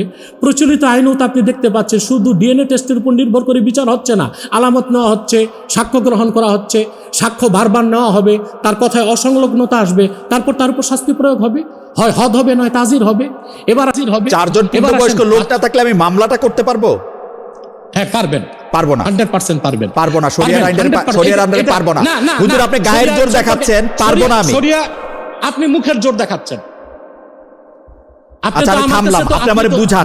আচ্ছা আমি থামলাম, আপনি আমারে বুঝান কেমনে পারবেন। আজকে যদি আপনার পক্ষে যদি কোনো আলেম থাকতো তাহলে আমি কিতাবপত্রগুলো দেখাতে পারতাম। না আমি আলেম না, আমাকেই দেখান কিতাবপত্র। আমি মামলা করতে পারবো কিনা সেটা আমি আলেম না, আমাকেই দেখান। যদি হ্যাঁ মামলা করতে পারবেন। বলেন। মহিলা যদি যেই পুরুষ আমার সাথে সম্পর্ক করেছে আমার সম্মতি ছিল না, মহিলার আবেদনের উপর মামলা রুজু হবে। তারপরে শরীয়তের ভিত্তিতে পুরুষ ব্যক্তিটাকে 4 জন সাক্ষী না থাকলেও সেক্ষেত্রে শরীয়তের বিধান হচ্ছে আল বাইয়িনাতু আলাল মুদ্দাই ওয়াল ইয়ামিনু আলা মান আনকার, অর্থাৎ যে ব্যক্তি দাবি করবে সে উপযুক্ত দলিল পেশ করবে যে আমাকে এইভাবে ধর্ষণ করা হয়েছে, আমি প্রমাণ দিলাম, সেই প্রমাণের ভিত্তিতে বিচার হবে। সেই উপযুক্ত প্রমাণটা কি হুজুর? আপনি তো সব কথা এড়ায় যাচ্ছেন। সেই উপযুক্ত প্রমাণ একমাত্র প্রমাণ হচ্ছে 4 জন প্রত্যক্ষদর্শী সাক্ষী লাগবে না? একমাত্র প্রমাণ এইটা না, একমাত্র প্রমাণ এটা। যদি 4 জন, আপনি তো গায়ের জোর না, ওই যে বললাম মুখের জোরে করতেছেন। আপনি আরেকটা প্রমাণের কথা বলেন আমাকে, আরেকটা প্রমাণের কথা বলেন। এই যে আমি একটা দলিল দিয়ে দিলাম। কি দলিল? বলেন। এটা হাদিস থেকে ইসলামী শরিয়া, হাদিস থেকে ইসলামী শরিয়া স্পষ্ট আনা হয়েছে আল বাইয়িনাতু আলাল মুদ্দাই ওয়াল ইয়ামিনু আলা মান আনকার। ধর্ষক যে অস্বীকার করলো, সে তো অস্বীকার করলো, তো যে ধর্ষিতা সে উপযুক্ত প্রমাণ পেশ করবে যে আমি ধর্ষণের শিকার হয়েছি। সেটা কি? পরবর্তীতে শরিয়া উপযুক্ত প্রমাণটা কি? DNA test. সে যে না ডিএনএ হতে পারে, ডিএনএ টেস্ট তো শরীয়ত নিষেধ করে না। তাহলে সমস্যা কি? তাইলে আপনি প্রথমে যে প্লয়টা নিলেন সেই প্লয়টা কি, মানে এটার সাথে এটা তফাৎটা কি? আমি বুঝলাম না তো তফাৎটা কি। আপনি যদি ডিএনএ টেস্টই আনেন সামনে, তাহলে আর আমি কি প্রমাণ? আপনি প্রচলিত আইনও শুধু ডিএনএ টেস্টের উপরে বিচার কার্য হয় না, সেখানে মেডিকেল টেস্ট করা হয়, স্যাম্পল নেওয়া হয় চুল থেকে, স্যাম্পল নেওয়া হয় ঘাম থেকে, স্যাম্পল নেওয়া হয় বিছানা থেকে, অবশ্যই তারপরে সব প্রমাণ, তারপরে অবশ্যই যে ব্যক্তি ধর্ষণ করেছে তার স্বীকৃতি নেওয়া হয়, সে এক মুহূর্তে স্বীকার করে যে সে ধর্ষণ করেছে। কেন? অতএব শরীয়ত আইন সম্পর্কে আপনার পুরোপুরি ধারণাটা নাই বলেই আপনি বুঝতে চাচ্ছেন না। হদ প্রয়োগের জন্য প্রত্যক্ষদর্শী চারজন সাক্ষ্য লাগবে। দেখেন হুজুর, এগুলি কিন্তু খুবই বাজে ধরনের কথা। সরি, আমি ভেরি সরি। আপনি প্রথমেই বলতেছেন শরিয়া আইন সম্পর্কে আপনার কোনো ধারণা নাই বলে আপনি বলতেছেন। আরে ভাই, আমি তো শরিয়া থেকেই আপনাকে জিজ্ঞেস করতেছি যে আপনি শরিয়া দিয়ে আমারে বলেন যে এটার মধ্যে আর কি প্রমাণ দেখাবে। তো আপনি আমার জ্ঞান আছে না দিয়েছে, এটা দিয়ে আপনি কি করবেন? আপনার জ্ঞান দিয়ে আমারে বুঝান। আমি আমার জ্ঞান দিয়ে বুঝাচ্ছি, আপনি তো বুঝতে চাচ্ছেন না। বলেন যে আমি বুঝতে পারতেছি না, জ্ঞান নাই সেটা বলতেছেন কেন? আমি তো শরিয়া থেকে আপনাকে প্রশ্ন করতেছি রে ভাই। না, আপনি তো যদি রাগ না করেন, আপনাকে আপনি আমাকে রাগ, আমি রাগ করতে চাইতেছি না তো। আপনি আমাকে তো বলতেছেন, ওটাও কি জানেন? আপনি আমাকে বলতেছেন তো যে আমি কিছু জানি না, এজন্য আমারে বুঝাইতে পারতেছেন না। ভাই, আমার আপনি বুঝানোর জন্যই তো আপনি আমাকে বলবেন। আপনি বুঝার চেষ্টাও করতেছেন। আচ্ছা ঠিক আছে, বলেন। ভিত্তি হচ্ছে চারজন প্রত্যক্ষদর্শী সাক্ষ্য যদি দেখে সুস্পষ্টভাবে ফিজিক্যাল রিলেশন হয়েছে, তখন হদ কায়েম হবে। হদ হচ্ছে চূড়ান্তটা, মৃত্যুদণ্ড কিংবা 100 কষাঘাত। আর যদি চারজন উপযুক্ত সাক্ষ্য না থাকে, অন্য অন্য সাক্ষ্য প্রমাণের ভিত্তিতে প্রমাণিত হয়, তখন তাজির হবে। অর্থাৎ শরীয়তের কাজী কোরআন সুন্নাহর আলোকে উপযুক্ত পানিশমেন্ট দিবেন। সেটা হদ বলে গণ্য হবে না, সেটা তাজির বলে গণ্য হবে। কিন্তু কোনো অবস্থায় জানাকার বা ধর্ষণকারী বিচারের আওতায় বাইরে থাকার কোনো সুযোগ নেই। কিন্তু প্রচলিত আইনে যারা বিশ্বাসী, তারা ডিএনএ টেস্টটাকে যে মূল ভিত্তি ধরে, এটা ত্রুটিপূর্ণ, অবৈজ্ঞানিক। এটা দিয়ে পারিবারিক সম্পর্ক প্রমাণিত হয়, এটা দিয়ে ধর্ষককে ধর্ষণ করেছে সেটা প্রমাণিত হতে পারে। শরীয়তে অনেকগুলো বিষয় রয়েছে, যেমন চারজন সাক্ষ্য প্রমাণের ভিত্তিতে থাকবে। যে ধর্ষক স্বীকার করলো, তখন যিনি ধর্ষিতা তিনি তার পক্ষ থেকে প্রমাণগুলো উপস্থাপন করবেন, কখন আসছে, কখন ঢুকছে, কিভাবে, সেই প্রমাণের ভিত্তিতে বিচার হবে। কিন্তু এখানে একটা জিনিস যেটা বুঝাতে চাচ্ছি, একটা হচ্ছে হাদ আর একটা হচ্ছে তাজির। হদ প্রয়োগের জন্য অবশ্যই চারজন প্রত্যক্ষদর্শী সাক্ষী লাগবে, কিন্তু চারজন সাক্ষী যদি নাও থাকে, সেখানে তাজির হবে, বিচারের আওতার মুক্ত থাকার কোনো সুযোগ নাই। আর আপনি বলছেন, আমি একটু স্টেপ বাই স্টেপ বুঝতে চেষ্টা করি, লেট মি ফিনিশ। আপনি বললেন যে চারজন সাক্ষীর সামনে কেউ করবে নাকি? এটা তো শরিয়া আইনের সৌন্দর্য এবং ঐতিহ্য, যে আইন যত কঠোর, প্রয়োগও তত কঠোর। আইনের না হুজুর, এখানে তো হুজুর আমি একটু স্টেপ বাই স্টেপ বুঝতে চেষ্টা করি। আইনের মূল উদ্দেশ্য হচ্ছে চেক এন্ড ব্যালেন্স। শরিয়া আইনের উদ্দেশ্য এই না মানুষকে নিধন করা, হত্যা করা, কষ্ট দেওয়া, হার্ট পেইন দেওয়া। শরিয়া আইনের মূল উদ্দেশ্য হচ্ছে পরিবার, সমাজ ও রাষ্ট্রে শৃঙ্খলা রক্ষা করা। হুজুর আমি একটু বুঝতে চেষ্টা করি। হুজুর আপনার কথা শুনলে তো সারাদিনই শুনতে হবে, আমি একটু আমার কথা বুঝতে চেষ্টা করি। প্রথম কথা হচ্ছে, আপনার কাছে কি এটা প্র্যাকটিক্যাল মনে হয় পৃথিবীর কোথাও কোনো জেনা বা ধর্ষণ চারজন প্রত্যক্ষদর্শীর উপস্থিতিতে সম্ভব? আমি তো বললাম আপনাকে, শুধু চারজন প্রত্যক্ষ। না, এইটা সম্ভব কিনা, এইটা সম্ভব কিনা? হ্যাঁ, হতে পারে। চারজনের সামনে রেখে ধর্ষণ হচ্ছে, একটা বাচ্চাকে চারজনকে সামনে রেখে করবে না, চারজনকে সামনে রেখে চাক্ষু সাক্ষী লাগবে তো। চারজন দেখলো চাক্ষু সাক্ষী লাগবে তো চাক্ষু জানালা, আরে জানালা খোলা ছিল, চারজন তাকায় দেখলো। জানালায় তাকায় চারজনকে দেখাটা কি সম্ভব আপনার কাছে মনে হয়? হতে পারে। মানে কোন সোসাইটিতে এটা তো একটা অপশন। কেন আমি এই কথা বলতেছি? এবার আপনি সেকেন্ড ইয়াতে আনেন। সোসাইটিতে হতে পারে। আমি বলি আপনাকে, ইউরোপ আমেরিকায় তো ফ্রি সেক্স চলতেছে, সব জায়গায় সব রকম হচ্ছে। ইউরোপে বাংলাদেশেও বলতেছি না, আপনি আমাকে বলেন যে একটা শরিয়ার যেখানে প্রয়োগ করা হইতেছে সেখানে চারজন দাঁড়া দেখতেছে একটা বাচ্চাকে ধর্ষণ করা হচ্ছে, এটা সম্ভব? আপনার কাছে কিন্তু আপনি ঘুরে ফিরে এক জায়গায় আসতেছেন। শুধু চারজন সাক্ষীর ভিত্তিতে হবে তা না, যদি ধর্ষিতা নিজেও অভিযোগ করে যে আমি ধর্ষণের শিকার, ধর্ষিতাকে মাইরা ফেলছে। হ্যাঁ, তখন দোষী তাকে মেরে ফেলার পর তখন তাজাসসুস হবে, অর্থাৎ যাকে যাকে সন্দেহ হচ্ছে, যাকে অভিযুক্ত করা হচ্ছে, তাকে শরিয়া আদালতে উপস্থিত করা হবে, জবাবদিহিতার মাধ্যমে আমার মনে হয় যে আসবে।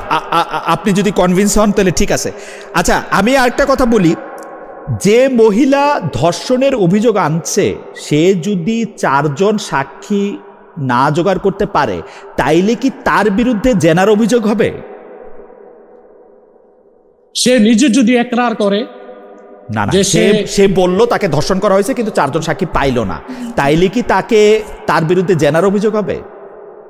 তার বিরুদ্ধে, মেয়ের বিরুদ্ধে? মেয়ের বিরুদ্ধে না, মেয়ে তো না, মেয়ে যদি ধর্ষণের শিকার হয় তার মানে সে রাজি ছিল না, জোর করে করা হয়েছে, হ্যাঁ, তাকে হদ দেওয়া হবে। না, সেইটা যে সে সত্য কথা বলতেছে এইটা আমরা কিভাবে মানবো, মানে বিচারক কিভাবে মানবে? আপনি বললেন না যে মেয়েটা তো কইরা তারপর তাকে ফাঁসায় দেওয়ার জন্য এটা করতে পারে, আমি জানার জন্য বলছি। হ্যাঁ। তাইলে সেটা কিভাবে বোঝা যাবে? না, ওই ক্ষেত্রে সাক্ষী প্রমাণের ভিত্তিতে সে মাপ পেতে পারে। নাহমাদুহু ওয়া নুসাল্লি আলা রাসূলিল কারীম, আম্মা বাদ। ধন্যবাদ আপনাকে, ধন্যবাদ সকলকে। আপনি যে কথা বলেছেন আমি শরিয়া আইন চাই কিনা, আসলে আহকামে শারঈয়া বা শরিয়া আইন কি? কোরআন ও সুন্নাহ ভিত্তিক যে আইন সেটাই শরিয়া আইন। আর প্রতিটি মুসলিম বিশ্বাসী সৎকর্মশীলের উপর ঈমান পরিপূর্ণ হবার জন্য শরিয়া আইনকে বিশ্বাস করা ফরজ। যদি কেউ শরিয়া আইনকে অস্বীকার করে, আহকামে শারঈয়াকে, আহকামে এলাহিকে, আহকামে কোরআনকে অস্বীকার করে, তো সুস্পষ্টভাবে শরীয়তের দৃষ্টিকোণ থেকে তাকে মুসলিম বলার কোনো সুযোগ নেই। এ ব্যাপারে আল্লাহ তাআলা কোরআন কারীম সূরা নিসা 65 নম্বর আয়াতে স্পষ্ট আল্লাহ ঘোষণা করেছেন, ফালা ওয়া রাব্বিকা লা ইউমিনুন হাত্তা ইউহাক্কিমুকা ফীমা শাজারা বাইনাহুম সুম্মা লা ইয়াজিদু ফি আনফুসিহিম হারাজাম মিম্মা কাদাইতা ওয়া ইউসাল্লিমু তাসলিমা। মুহাম্মদ সাল্লাল্লাহু আলাইহি ওয়াসাল্লাম, আপনার রবের শপথ, আপনার উম্মত তাদের সৃষ্ট বিরোধ নিরসনের ক্ষেত্রে যদি আপনার সিদ্ধান্তকে সন্তুষ্ট চিত্তে বিনা প্রশ্নে বিনা তর্কে মেনে না নেয়, তারা মুমিন হতে পারে না। আল্লাহ তাআলা কোরআন কারীমের অন্যত্র ইরশাদ করেছেন, ওয়ামান লাম ইয়াহকুম বিমা আনজালাল্লাহু ফাউলাইকা হুমুল কাফিরুন।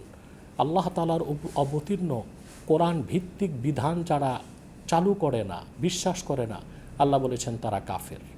তাহলে বিশ্বাসী সৎকর্মশীল মুসলিম মাত্রই আহকামে শারঈয়া বা শরিয়া আইনকে বিশ্বাস করতে বাধ্য। প্রয়োগ করতে পারলো কি পারল না সেটা পরের বিষয়। এখন আপনি বলেছেন কোন ধরনের?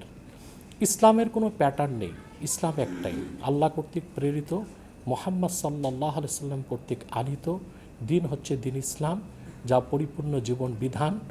যে দিনের সম্পর্কে আল্লাহ বলেছেন, আল ইয়াউমা আকমালতু লাকুম দীনাকুম ওয়া আতমামতু আলাইকুম নি'মাতি ওয়া রাদিতু লাকুমুল ইসলামা দীনা। আজকের দিনে আমি তোমাদের জন্য দিনকে পরিপূর্ণ করে দিলাম, সন্তুষ্টি চিত্তে দিনকে আমি এবং তোমাদের উপর আমার নেয়ামতকে পরিসমাপ্ত করলাম এবং সন্তুষ্টি চিত্তে ইসলামকে দিন হিসেবে স্বীকৃতি দিলাম। অতএব আহকামে শারঈয়া বা শরিয়া আইনকে বিশ্বাস করা না করা কোনো মুসলিমের কোনো অপশন নেই, সে বাধ্য শরিয়া আইনকে বিশ্বাস করতে। এখন আপনি যেটা বলেছেন বিরোধের কথা, মতভেদের কথা, এটা কোনো বিষয় না। হানাফি, শাফি, মালিকি, হাম্বলি মাযহাব 4টাই। আর আপনি যে বলেছেন সালাফি, তারপরে দেওবন্দি, এরা কোনো মাযহাব নয়, এটা হচ্ছে মাসলাক। নিজেদের মধ্যে দৃষ্টিভঙ্গির ভিন্নতা আছে, দ্বীনের মৌলিক ক্ষেত্রে তাদের কারো কোনো ভিন্নতা নেই, ইখতিলাফ নাই। যেমন দেওবন্দি হোক, কওমি হোক, সুন্নি হোক, লামাযহাবি হোক, যে কোনো মুসলিম বা আলেমকে যদি প্রশ্ন করেন মৃত্যুদণ্ডের শাস্তি শরীয়তে কি, সে হত্যাকারীর শাস্তি কি, সে বলবে মৃত্যুদণ্ড।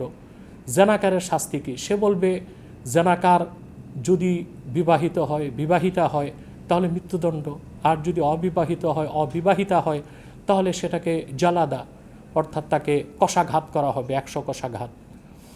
মৌলিক ক্ষেত্রে দ্বীন ইসলামের বা শরিয়া আইনের মৌলিক ক্ষেত্রে কোনো মুসলিম, কোনো মাসলাক, কোনো ঘরানার কোনো দ্বিমত নাই, এটা সুস্পষ্টভাবে। আমি যতটুকু দেখলাম যে এর মধ্যে আসলে কিছু দ্বিমত আছে, তো সেই দ্বিমতটার প্রসঙ্গে আমি আপনার কাছে আসব, কিন্তু তার আগে আপনি ঠিকই বলেছেন যে সূরা নিসার 65 নম্বর আয়াত আপনি উদ্ধৃত করেছেন, সেখানে আপনি বলেছেন যে আসলে এইটা শরিয়া বলি বা বিধিমালা বলি, কারণ আরবি তো কানুন মানে হচ্ছে আইন, শরিয়া মানে তো হচ্ছে রুলস, তো এইটা না মানার কোনো অপশন নাই। কিন্তু আমি যেটা আপনাকে প্রশ্ন করতেছিলাম যে এই ক্ষেত্রে আমরা আসলে কারটা মানবো, কারণ পার্থক্য যে আছে সেটা আপনি আমার চেয়ে অনেক বেশি ভালো জানেন। তারপরও আমি দর্শকদের জন্য কিছু উদাহরণ দিব। আপনি কিছু উপরি উদাহরণ দিয়েছেন, আমি কিছু ভিতরের উদাহরণও দিব। কিন্তু আপনি আমাকে বলেন যে এইটাতে কোরআনের মানে শরিয়া আইনের উৎস যে আপনি কোরআন বলতেছেন এবং সুন্নাহ, কোরআন এবং এবং সুন্নাহ। কোরআন এবং সুন্নাহ যে বলতেছেন, তো সেইটা কি আসলে ঠিক? মানে আমরা তো কোরআন সুন্নাহর থেকে বাইরে শরিয়া অনেকখানি দেখতে পাচ্ছি। এবং মানে বিখ্যাত শরিয়াবিদের কথা যদি আমি বলি, উদ্ধৃত করি, যেমন আমি আমি যদি ডক্টর হাশিম কামালি, যিনি পৃথিবীর অন্যতম শ্রেষ্ঠ শরিয়াবিদ হিসেবে, তিনি বলতেছেন যে কখনো কখনো কোরআনের একটি বিষয়ে 7 বা 8 রকমের আইনগত মতামত পাওয়া যায়, মুসলিম শাসক তার মধ্যে একটিকে বৈধ করিয়া আইন হিসাবে প্রয়োগ করিলে শুধুমাত্র সেইটিই সকলের জন্য বাধ্যতামূলক হয়। সেটা প্রমাণ আমরা নানা রকম জায়গায় দেখিও। সেটা প্রিন্সিপালস অফ ইসলামিক জুরিসপ্রুডেন্সের পৃষ্ঠা 31-এ তিনি এটা একদম বলতেছেন যে আসলে 7-8 রকমের পাওয়া যায়, এর মধ্যে আপনি কোনটা নিব সেইটার মধ্যে এটা দেখা যায়।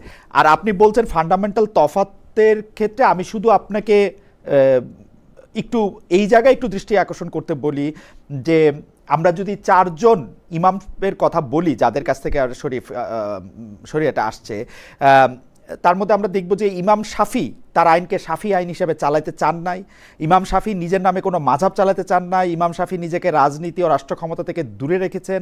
আমরা যদি খলিফা আল মনসুরের কথা বলি, যিনি ইমাম মালিককে অনুরোধ করেন ইসলামী আইন লিখতে, সেইখানে সকল মাযহাবের উপর ওকে আইন হিসেবে বলবৎ করতে, কিন্তু ইমাম মালিক তাকে প্রত্যাখ্যান করছেন। খলিফা মনসুর ইমাম আবু হানিফাকে যখন বলছেন যে প্রধান বিচারপতির পদ গ্রহণের জন্য, সেইটাও তিনি গ্রহণ করেন নাই। আমি আরও কয়েকটা, এবং উনাদের মধ্যে যে বিরোধ, আপনি জানেন যে উনাদের ছাত্রদের মধ্যে বিরোধের কারণে ইমাম শাফির, আপনি জানেন আমি কি বলতে চাচ্ছি, যে মানে বিরোধটা কিন্তু স্পষ্ট ছিল, তাদের মৃত্যুবরণ, তাদের, তো সেই ক্ষেত্রে আপনি কেন বলতেছেন না যে তাদের পথটা আসলে আলাদা? এবং আপনি যেটুকু আপনি বলছেন সেটুকু তো আমাদের কারোই না মানার কোনো উপায় নাই, কারণ কোরআন তো আমাদেরকে বলতেছে যে এই জিনিসগুলি আমাদের মানতে হবে। কিন্তু সর্বসম্মত সিদ্ধান্ত, যেটাকে আমরা ইজমা বলি, মুসলিমদের সর্বসম্মত সিদ্ধান্ত কি আসলে হওয়া সম্ভব, নাকি আপনি কিয়াস, মানে এটা আপনার মতামত আপনি দিচ্ছেন? আপনি যে আরেকটু পরিষ্কার করতেন। প্রথম প্রশ্ন হচ্ছে, আপনি যে হাশিম কামালি বলছেন, সে ইসলামী ফিকহের ক্ষেত্রে কোনো গ্রহণযোগ্য ব্যক্তি নয়, কোনো কিতাবে তার নাম নেই, কিছুই নেই। সে সমসাময়িক কোনো আইনশাস্ত্রবিদ হতে পারে বা ইসলামী শরিয়া নিয়ে কোনো গবেষক হতে পারে, কিন্তু সে কোনো ফকি নয়, মুজতাহিদ নয়, তার কথার কোনো গ্রহণযোগ্যতা নেই। দ্বিতীয় হচ্ছে মাযহাবগত দ্বন্দ্বগুলো কিসে? দেখুন, কোরআন শরীফের মধ্যে শরিয়া আইনে যেগুলো হুদুদ, যা সুস্পষ্টভাবে কোরআন শরীফের মধ্যে শাস্তি নির্ধারণ করিয়ে দেওয়া হয়েছে, যেমন জেনাকার যদি বিবাহিতা হয় মৃত্যুদণ্ড, এটা কোরআন শরীফের সুস্পষ্ট আইন আল্লাহ উল্লেখ করে দিয়েছেন। অবিবাহিতা যদি হয় তাহলে 100 কষাঘাত, এটা কোরআন শরীফ উল্লেখ করে দিয়েছেন। কোরআন ও সুন্নাতে সুস্পষ্টভাবে যে আদেশটা উল্লেখ হয়ে গেছে, শাস্তির পরিমাপ, সেটা হুদুদ। সেই ক্ষেত্রে কোনো ইমামের ইখতিলাফের কোনো সুযোগ নেই, কোনো ইমাম ইখতিলাফ করেন নাই। দ্বিতীয় হচ্ছে তাজির। ইসলামে মূল দলিল হচ্ছে কোরআন এবং সুন্নাহ, তা থেকে আরও 2টা, ইজমা এবং কিয়াস, কিন্তু মূল দলিল হচ্ছে কোরআন এবং সুন্নাহ। যদি কোথাও দেখা যায় কোনো রাষ্ট্রে হানাফি মাযহাব আধিক্য, রাষ্ট্র ক্ষমতায় যারা থাকবে হানাফি মাযহাবের অনুসারী হয়, সেখানে হানাফি অনুযায়ী, ফেকা শাস্ত্র অনুযায়ী বিচার কার্য প্রয়োগ হবে। কিন্তু হুদুদ তো কোরআনে আছে, হাদিসে আছে, হুদুদের ক্ষেত্রে কারো কোনো ইখতিলাফ নেই। তাজিরের ক্ষেত্রে ইখতিলাফ হয়। তাজিরটা হচ্ছে যে একটা হচ্ছে মোর পানিশমেন্ট, একটা হচ্ছে লেস পানিশমেন্ট, অর্থাৎ শাস্তিটা যদি পরিমাপে কম হয়, সেখানে ওলামায়ে কেরাম কোরআন সুন্নাহর দৃষ্টিতে আলোকে কাজী যিনি হবেন শরিয়া আদালতের, তিনি বিচারের রায় দিবেন, সেটা হচ্ছে তাজির। সেটার ক্ষেত্রে ইখতিলাফ হতে পারে, কিন্তু শরিয়া আইনের মূল যেটা হুদুদের ক্ষেত্রে কোনো ইখতিলাফ নেই, কোনো বিরোধ নেই। আপনি ইমাম শাফি, না, কোথাও নাই, একেবারে স্পষ্ট কোরআন শরীফের আয়াত দিয়ে প্রমাণিত যে হুদুদ এবং যেমন কেসাসের ক্ষেত্রে যে হত্যাকারী তাকে মৃত্যুদণ্ড দিতে হবে, এটা কোরআন শরীফের আয়াত দিয়ে প্রমাণিত। তারপরে আপনার ওই যেখানে যেখানে যেখানে যেখানে যদি কোনো ব্যক্তি বিবাহিত হয়, বিবাহিতা হয়, তারা যদি ধর্ষণ করে বা ধর্ষণের শিকার হয় কিংবা জেনা করে জেনার শিকার হয়, তাহলে তাদের মৃত্যুদণ্ড শাস্তি, এটা সুস্পষ্ট করা হাদিস শরীফের নস দিয়ে প্রমাণিত আছে। এবং কোরআন শরীফের সুস্পষ্ট আয়াত দিয়ে যা প্রমাণিত, রাসূলুল্লাহ সাল্লাল্লাহু আলাইহি ওয়াসাল্লামের সহিহ হাদিস দিয়ে যা প্রমাণিত, ওই ক্ষেত্রে চারো মাযহাবের কারো ইখতিলাফের কোনো সুযোগ নাই। তর্কের খাতিরে যদি কোনো বিরোধ সৃষ্টি হয়ে যায়, তখন মূল দলিলে ফিরে যেতে হবে কোরআন এবং সুন্নাতে। সেখানে মাযহাবের ইমামগণ কি বললেন সেটা দেখার কোনো সুযোগ নাই। না, তাইলে তো আর এটা আইনের, আমি আমি আমি আমি আপনাকে হুদুদের ক্ষেত্রে বলি। বলেন। দৈহিক সম্পর্কের ক্ষেত্রে 4 জন বয়স্ক মুসলমানের চাক্ষুষ প্রমাণ না থাকলে, দৈহিক সম্পর্কের ক্ষেত্রে 4 জন বয়স্ক মুসলমানের চাক্ষুষ প্রমাণ না থাকলে, যদি না থাকে, তারপরে যদি ওই ভদ্রমহিলা সন্তান ধারণ করেন, মালিকি আইনে কুমারীকে চাবুক ও বিধবাকে পরকীয়ার অপরাধে প্রস্তরাঘাতে মৃত্যুদণ্ড হয়, কিন্তু হানাফি আইনে তারা বেকসুর খালাস পায়।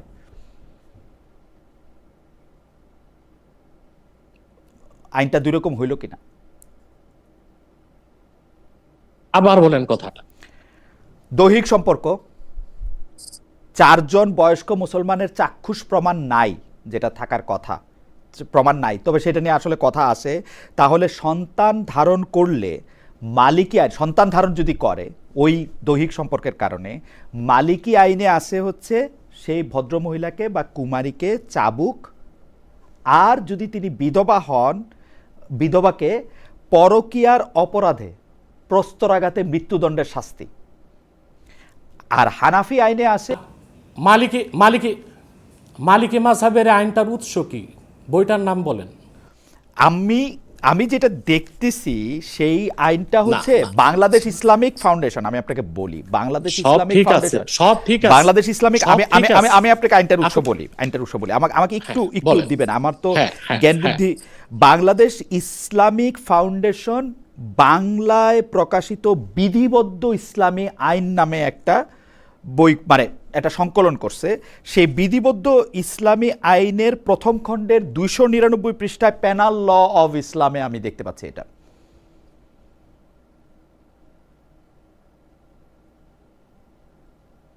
ডক্টর আব্বাসী জি জি, আমি দেখেন, আপনি যেটা আপনি মালিকি মাযহাবের যে মতের কথা বলেছেন, এইরকম কোনো প্রকাশনা থেকে কোনো বই উৎস বা মার্জা হতে পারে না।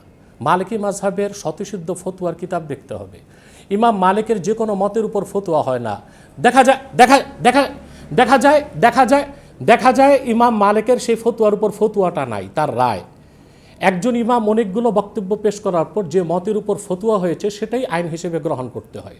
এখন যদি বাংলাদেশ মালিকি মাযহাবের অনুসারীর সংখ্যা বেশি হয়, মালিকি মাযহাব অনুযায়ী বিচার কার্য হয়, যারা অপরাধী তারাও যদি মালিকি মাযহাবের হয়, সেই অনুযায়ী বিচার হবে, সমস্যা নাই।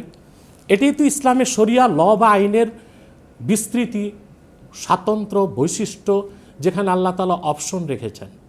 কিন্তু আপনি যে কথাটা বললেন, 4 জন সাক্ষী যদি পাওয়া না যায়, সেই ক্ষেত্রে আপনি যে কথাটা বলেছেন, দেখেন, 4 জন সাক্ষী যদি প্রত্যক্ষ সাক্ষ্য দেয়, ছেলে মেয়ে ফিজিক্যাল রিলেশন করেছে, সেই ক্ষেত্রে তারা যদি বিবাহিত হয়, মৃত্যুদণ্ডে, এটা কোরআন ও হাদিস দিয়ে সুস্পষ্টভাবে প্রমাণিত। এই ক্ষেত্রে চারো মাযহাবের কোনো মতবিরোধ নেই। বিষয় হচ্ছে, সাক্ষীর ক্ষেত্রে যদি মতবিরোধ হয়ে যায়, 4 জন সাক্ষী সুস্পষ্ট সাক্ষ্য দিচ্ছে না, দ্বিতীয় পদ্ধতি হচ্ছে একরার বা স্বীকৃতি।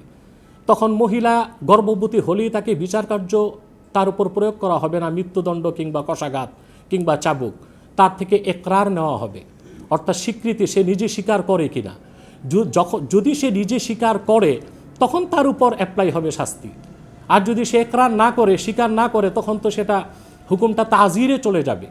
আর চূড়ান্ত কথা হচ্ছে, মাযহাবগত বিরোধের ক্ষেত্রে মূল উসুল আছে। ইমাম আজম আবু হানিফা রহমতুল্লাহ নিজেও বলেছেন, ইজা সাহহাল হাদিসু ফাহুয়া মাযহাবি।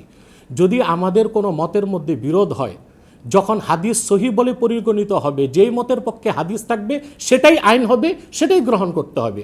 সেখানে মাযহাবগত বিরোধ দেখার কোনো বিষয় না। আর আমি বারবার বলেছি যে ইসলামী শরিয়া আইনের মূল উৎস হচ্ছে কোরআন এবং সুন্নাহ।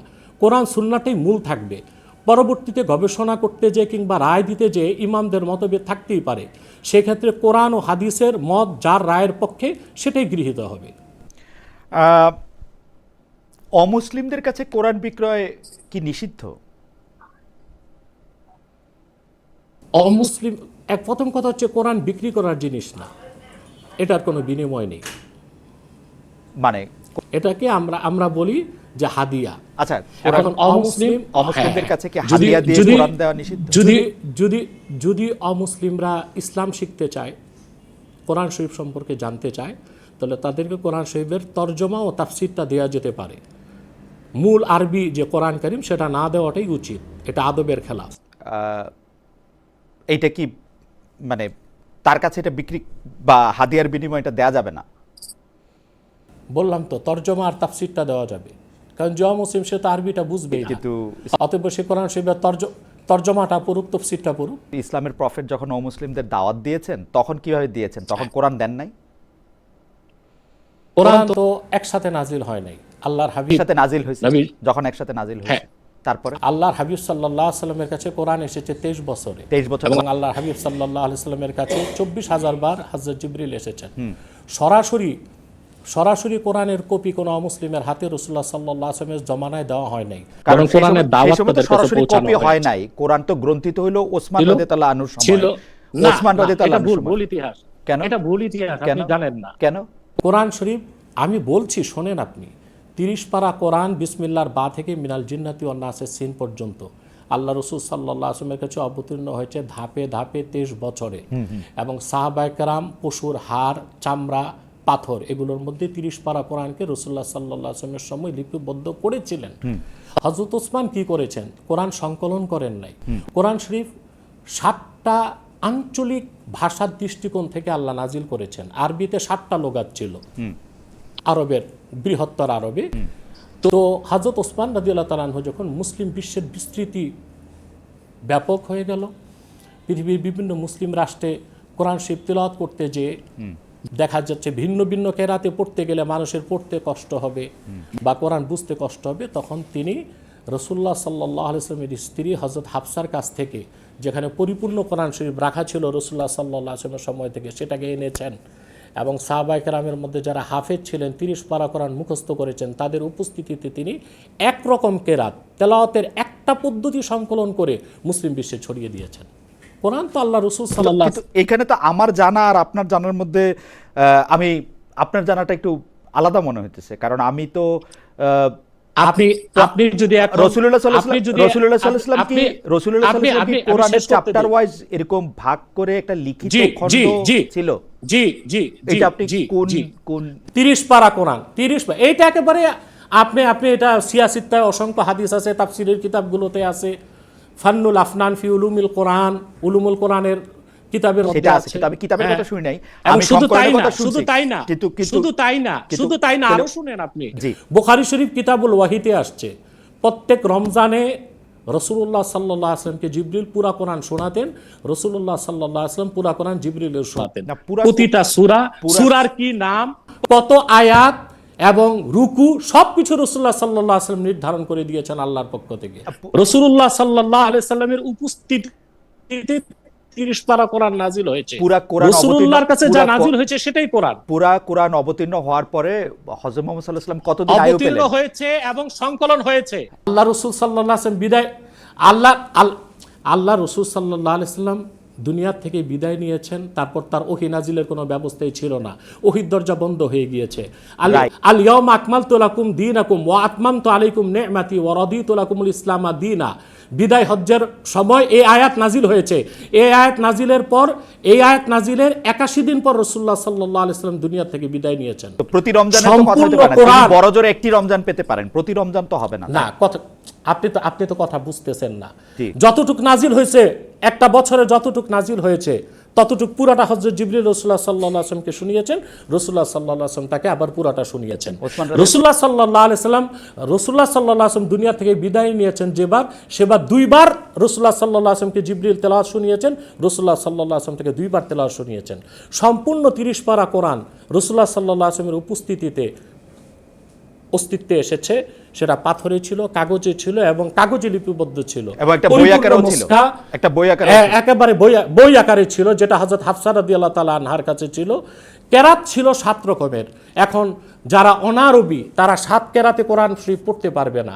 একটা কেরাতে হযরত ওসমান রাদিয়াল্লাহু তাআলা আনহু কোরআন শরীফকে ছাপিয়ে বিভিন্ন জায়গায় পৌঁছে দিয়েছে। এখন আপনি যদি এখন ইউরোপীয় লেখকদের হিস্ট্রি কিংবা তাদের ইতিহাস বলেন, ওরা তো ইসলামের ইতিহাসকে বিকৃত করছে।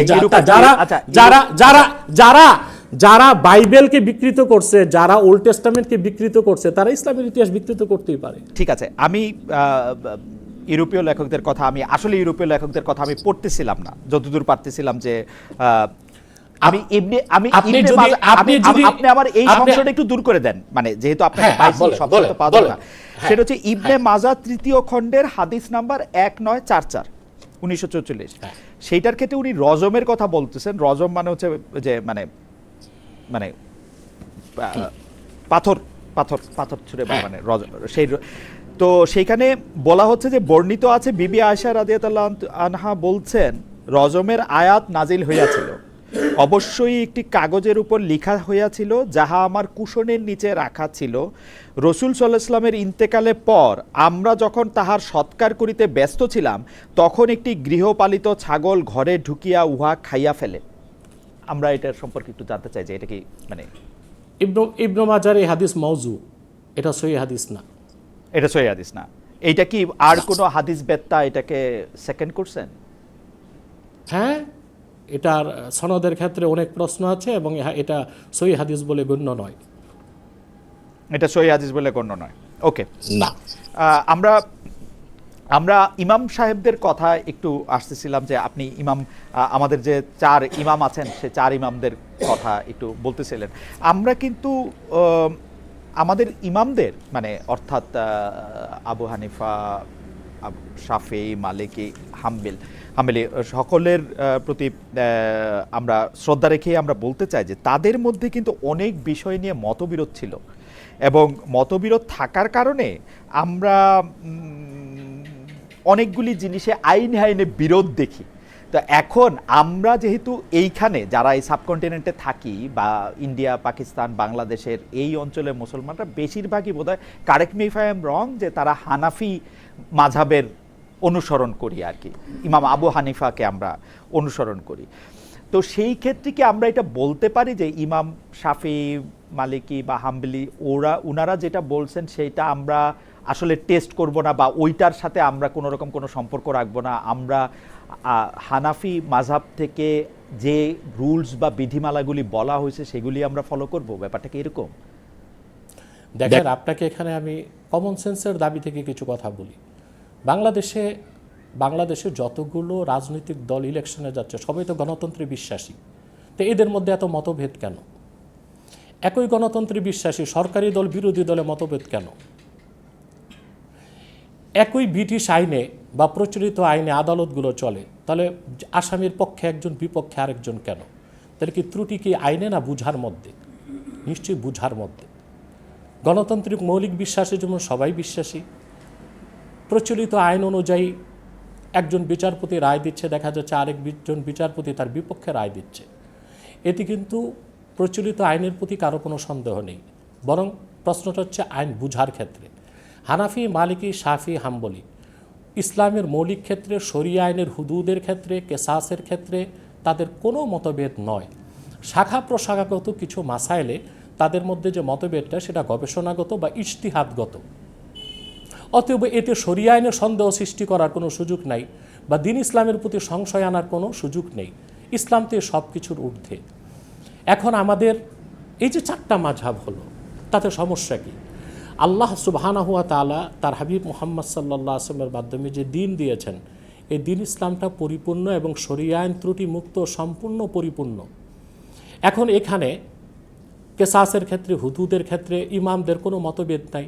যদিও মতভেদ শাখা প্রশাখাগত দিকে থাকে, সেখানে সহজ সমাধান হচ্ছে ওয়াইন তানাযাতুম ফি শাইইন ফারুদ্দুহু ইলাল্লাহি ওয়া রাসূলিহি।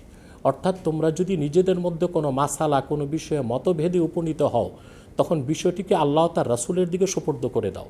অর্থাৎ তখন মাযহাবগত বিরোধ দেখার সুযোগ নাই। যেই মাযহাবের পক্ষে কোরআন হাদিসের মত শক্তিশালী মত পাওয়া যাবে সেই মাযহাবের মতকে গ্রহণ করা হবে। আর দ্বিতীয় হচ্ছে আমাদের দেশে হানাফি মাযহাবের লোকজন বেশি। এখন মাযহাবগত দিকটা কোথায় বেশি লক্ষণীয় তার তো কিছু ক্ষেত্র আছে। যেমন নামাজ পড়ার ক্ষেত্রে প্রত্যেক চারো মাযহাবের সবাই একমত যোহর নামাজ 4 রাকাত। মতভেদটা কোথায়? তাকবীর তাহরিমা বাঁধতে হবে, চারো মাযহাব বলতেছে ফরজ। রুকু সেজদা চারো মাযহাব বলতেছে ফরজ। হাত বাঁধবো কোথায়? নাবির নিচে না নাবির উপর? এটা ফরজও না, ওয়াজিবও না, সুন্নতের অন্তর্ভুক্ত। অতএব মৌলিক বিষয়ে কোনো মতবিরোধ নাই, শাখা প্রশাখাগত বিষয়ে মতভেদ আছে। আর এটা হচ্ছে ইসলামের শরিয়া আইনের একটা সৌন্দর্য বা ইসলামের বিধানের একটা সৌন্দর্য। হুজুর, আপনি বলতেছেন যে মতবিরোধ নাই, কিন্তু আমি কিন্তু পাতায় পাতায় মতবিরোধ দেখতে পাচ্ছি। প্রথম কথা, একটা মৌলিক ক্ষেত্রে দেখান এমন একজন ইমাম বলছে যে নামাজ 4 ওয়াক্ত। আমি নামাজের 4 ওয়াক্ত, নামাজ 4 ওয়াক্তকে আপনি মৌলিক বলতেছেন, নামাজ 4 ওয়াক্তকে আপনি মৌলিক বলতেছেন। আমি এইটাকেও মৌলিক বলবো, আমি এইটাকেও মৌলিক বলবো যে শরিয়া রাষ্ট্রের মানে শরিয়া রাষ্ট্রের যারা সমর্থক তারা মদিনার পথে জনতার সামনে ইমাম মালিককে চাবুক মেরে মেরে তার শরীর থেকে মুচড়ে মুচড়ে হাত ভেঙে ফেলছে। মতবিরোধ কেন কি কারণে সেটা বন্দি করেছে ইমাম শাফি আর ইমাম হাম্বলকে। আপনি যদি ইমাম আবু হানিফার কথায় আসেন তাহলে আমরা দেখব যে ইমাম তাইমিয়ার মতো জেলখানায় বন্দি করে জেলখানার ভিতর দিয়ে তাকেও খুন করা হয়েছে। অথচ মানে দিস ইজ দ্য ফ্যাক্ট যে, আর আপনি আমাকে আরেকটা জিনিস বলেন, মতবিরোধ যদি উৎস হয় কোরআন আপনি যা দেখবেন আমিও তাই দেখব। কোরআন নাইজেরিয়ায় বসে যা দেখা হবে, ইথিওপিয়ায় বসে তাই দেখা হবে, বাংলাদেশে লাইবেরিয়াতে, ফ্রান্সে বসে তাই দেখা হবে। মতবিরোধটা কেন আসতেছে তাহলে? আপনার এই কথার প্রথম জবাবটা আমি দিচ্ছি। বাংলাদেশে ঢাকা মেডিকেলে ডাক্তার আছে, মেডিকেল সায়েন্স যেটা পড়তেছে, পিজিতে ডাক্তার আছে সে সেটা পড়তেছে, আবার মাউন্ট এলিজাবেথের ডাক্তার মেডিকেল সায়েন্স সেটাই পড়তেছে। ট্রিটমেন্ট 3 রকম কেন? সাক্ষী প্রমাণের ভিত্তি, মানে সাক্ষী প্রমাণ লাগবে, তাই তো? সাক্ষী প্রমাণ সব জায়গায় শুধু সাক্ষী প্রমাণ না, সাক্ষী প্রমাণ আছে, একরার আছে, তার কনসেপ্ট হলো কিনা এটাও একটা বিষয়, এটাও শরীয়তের মধ্যে ধর্তব্য, সে কনসেপ্ট হলো কিনা।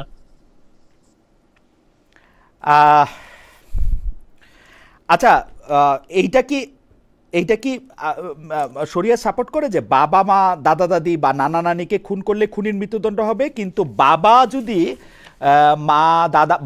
মা দাদা দাদি বা নানা নানি যদি ছেলে মেয়ে বা নাতি নাতনিকে খুন করে তবে খুনির মৃত্যুদণ্ড হবে না? এটা কোন সোর্সে পেলেন? আমি এটা পাইতেছি হচ্ছে ল 1.2.4 সহিহ তিরমিজি হাদিস 994-995। কিসে আবার বলেন?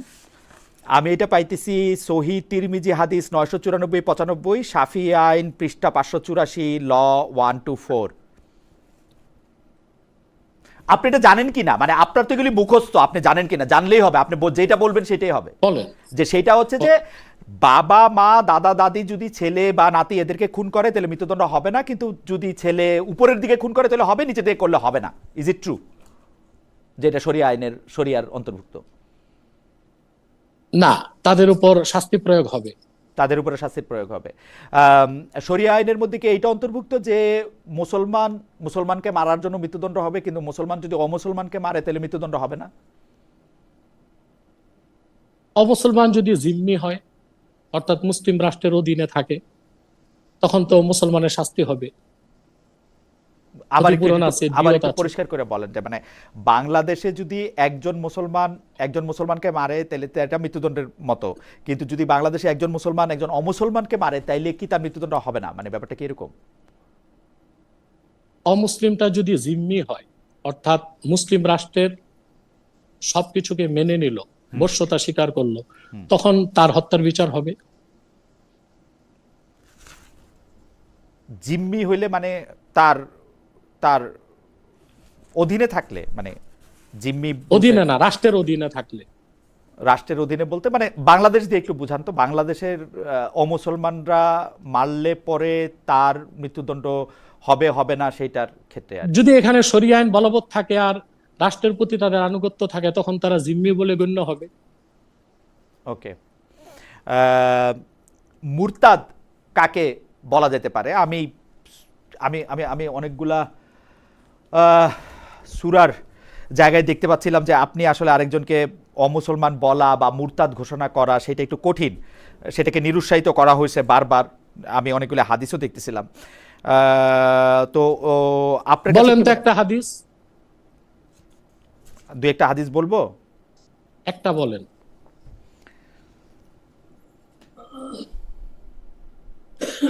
আহ,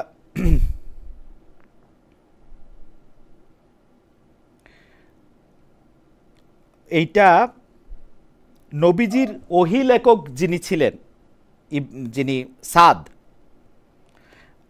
সেই ইবনে মানে তিনজনকে আমরা পাইতেছি যারা আসলে ধর্ম নেওয়ার পরে ধর্ম ত্যাগ করছিল। একজনের নাম হচ্ছে হারিথ, একজনের নাম হচ্ছে নবীজির ওহী লেখক ইবনে সাদ, এবং একজন হচ্ছে ওবায়দুল্লাহ।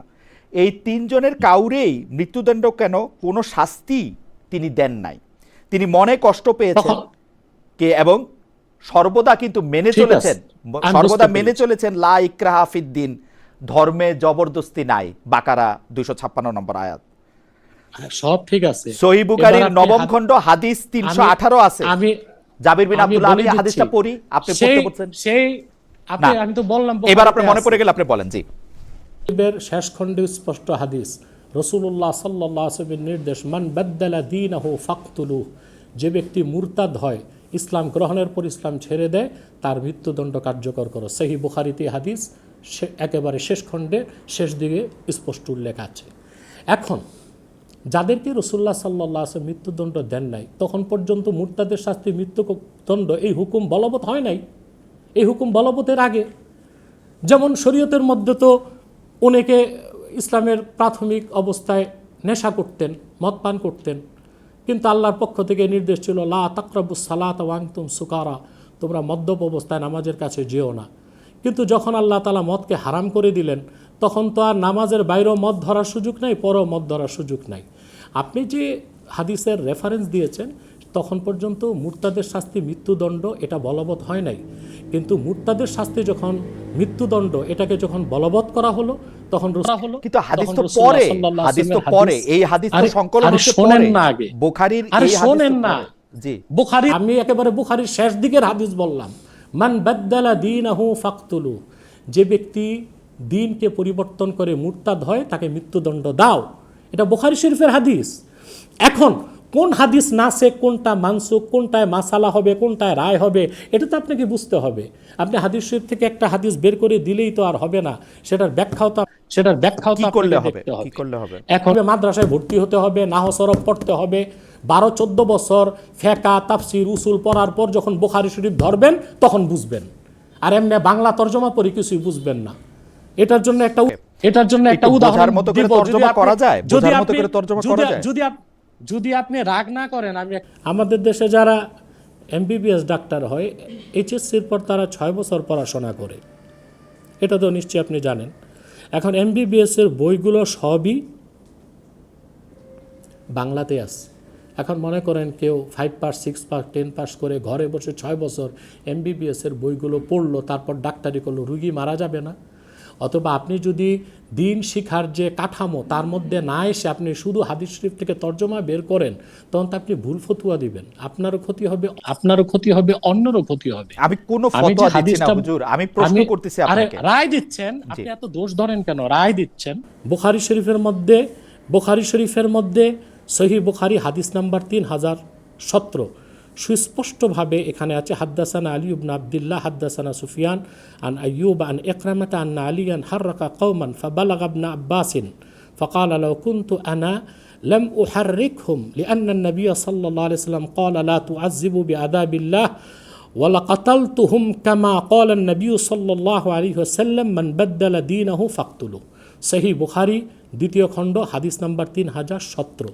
আমি আপনাকে মূল আরবিটা শোনালাম, এবার আপনি তর্জমাটা করে দিচ্ছি। হযরত আলী রাদিয়াল্লাহু তাআলা আনহুর যুগে কিছু লোক ধর্ম ত্যাগ করলো, মুরতাদ হয়ে গেল। হযরত আলী তাদেরকে মৃত্যুদণ্ড দিলেন আগুন দিয়ে। হযরত ইবনে আব্বাস শোনার পর বললেন যে না, রাসূলুল্লাহ সাল্লাল্লাহু আলাইহি সাল্লাম মৃত্যুদণ্ডের ক্ষেত্রে আগুন ব্যবহারকে নিষেধ করেছেন, বরং আমি হলে তাদেরকে তরবারি দিয়ে মৃত্যুদণ্ড দিতাম, কারণ রাসূলুল্লাহ সাল্লাল্লাহু আলাইহি সাল্লাম ইরশাদ করেছেন মান বাদ্দালা দীনাহু ফাকতুলু, যে ব্যক্তি দিনকে পরিবর্তন করে অর্থাৎ ঈমান আনলো না, তার প্রতি বাড়াবাড়ি চলবে না, সে মুসলিম না হোক, ইসলামের পক্ষ থেকে কোনো আপত্তি নেই। কিন্তু ইসলাম গ্রহণ করার পর ইসলাম ছেড়ে দেওয়া, সেটা ইসলাম দ্রোহিতা। যেভাবে পৃথিবীর প্রতিটি রাষ্ট্রে রাষ্ট্রদ্রোহিতার শাস্তি মৃত্যুদণ্ড, ইসলাম দ্রোহিতার শাস্তিও সেজন্য মুরতাদের মৃত্যুদণ্ড। আপনি এই মুরতাদের মৃত্যুদণ্ডের জন্য যে উদাহরণটা দিলেন সেটা হযরত আলী রাদিয়াল্লাহু আনহুর আমলের, কিন্তু আমি এখানে যেটা দেখতে পাচ্ছি যে সেটার মধ্যে আমি বললামই তো প্রফেটের জীবনদশায় আপনি ভুল শুনছেন, আবার আপনাকে বলছি। আলী রাদিয়াল্লাহু তাআলা আনহুকে ইবনে আব্বাস রাসূলুল্লাহ সাল্লাল্লাহু আলাইহি ওয়াসাল্লামের হাদিস শুনিয়েছেন, যেটা আল্লাহ রাসূল সাল্লাল্লাহু আলাইহি ওয়াসাল্লামের রায়, মান বাদ্দালা দীনাহু ফাকতুলু, যে ব্যক্তি দিন বদলে ফেলে তাকে মৃত্যুদণ্ড দাও। এটা আল্লাহ রাসূল সাল্লাল্লাহু আলাইহি ওয়াসাল্লামের আদেশ বা নির্দেশ।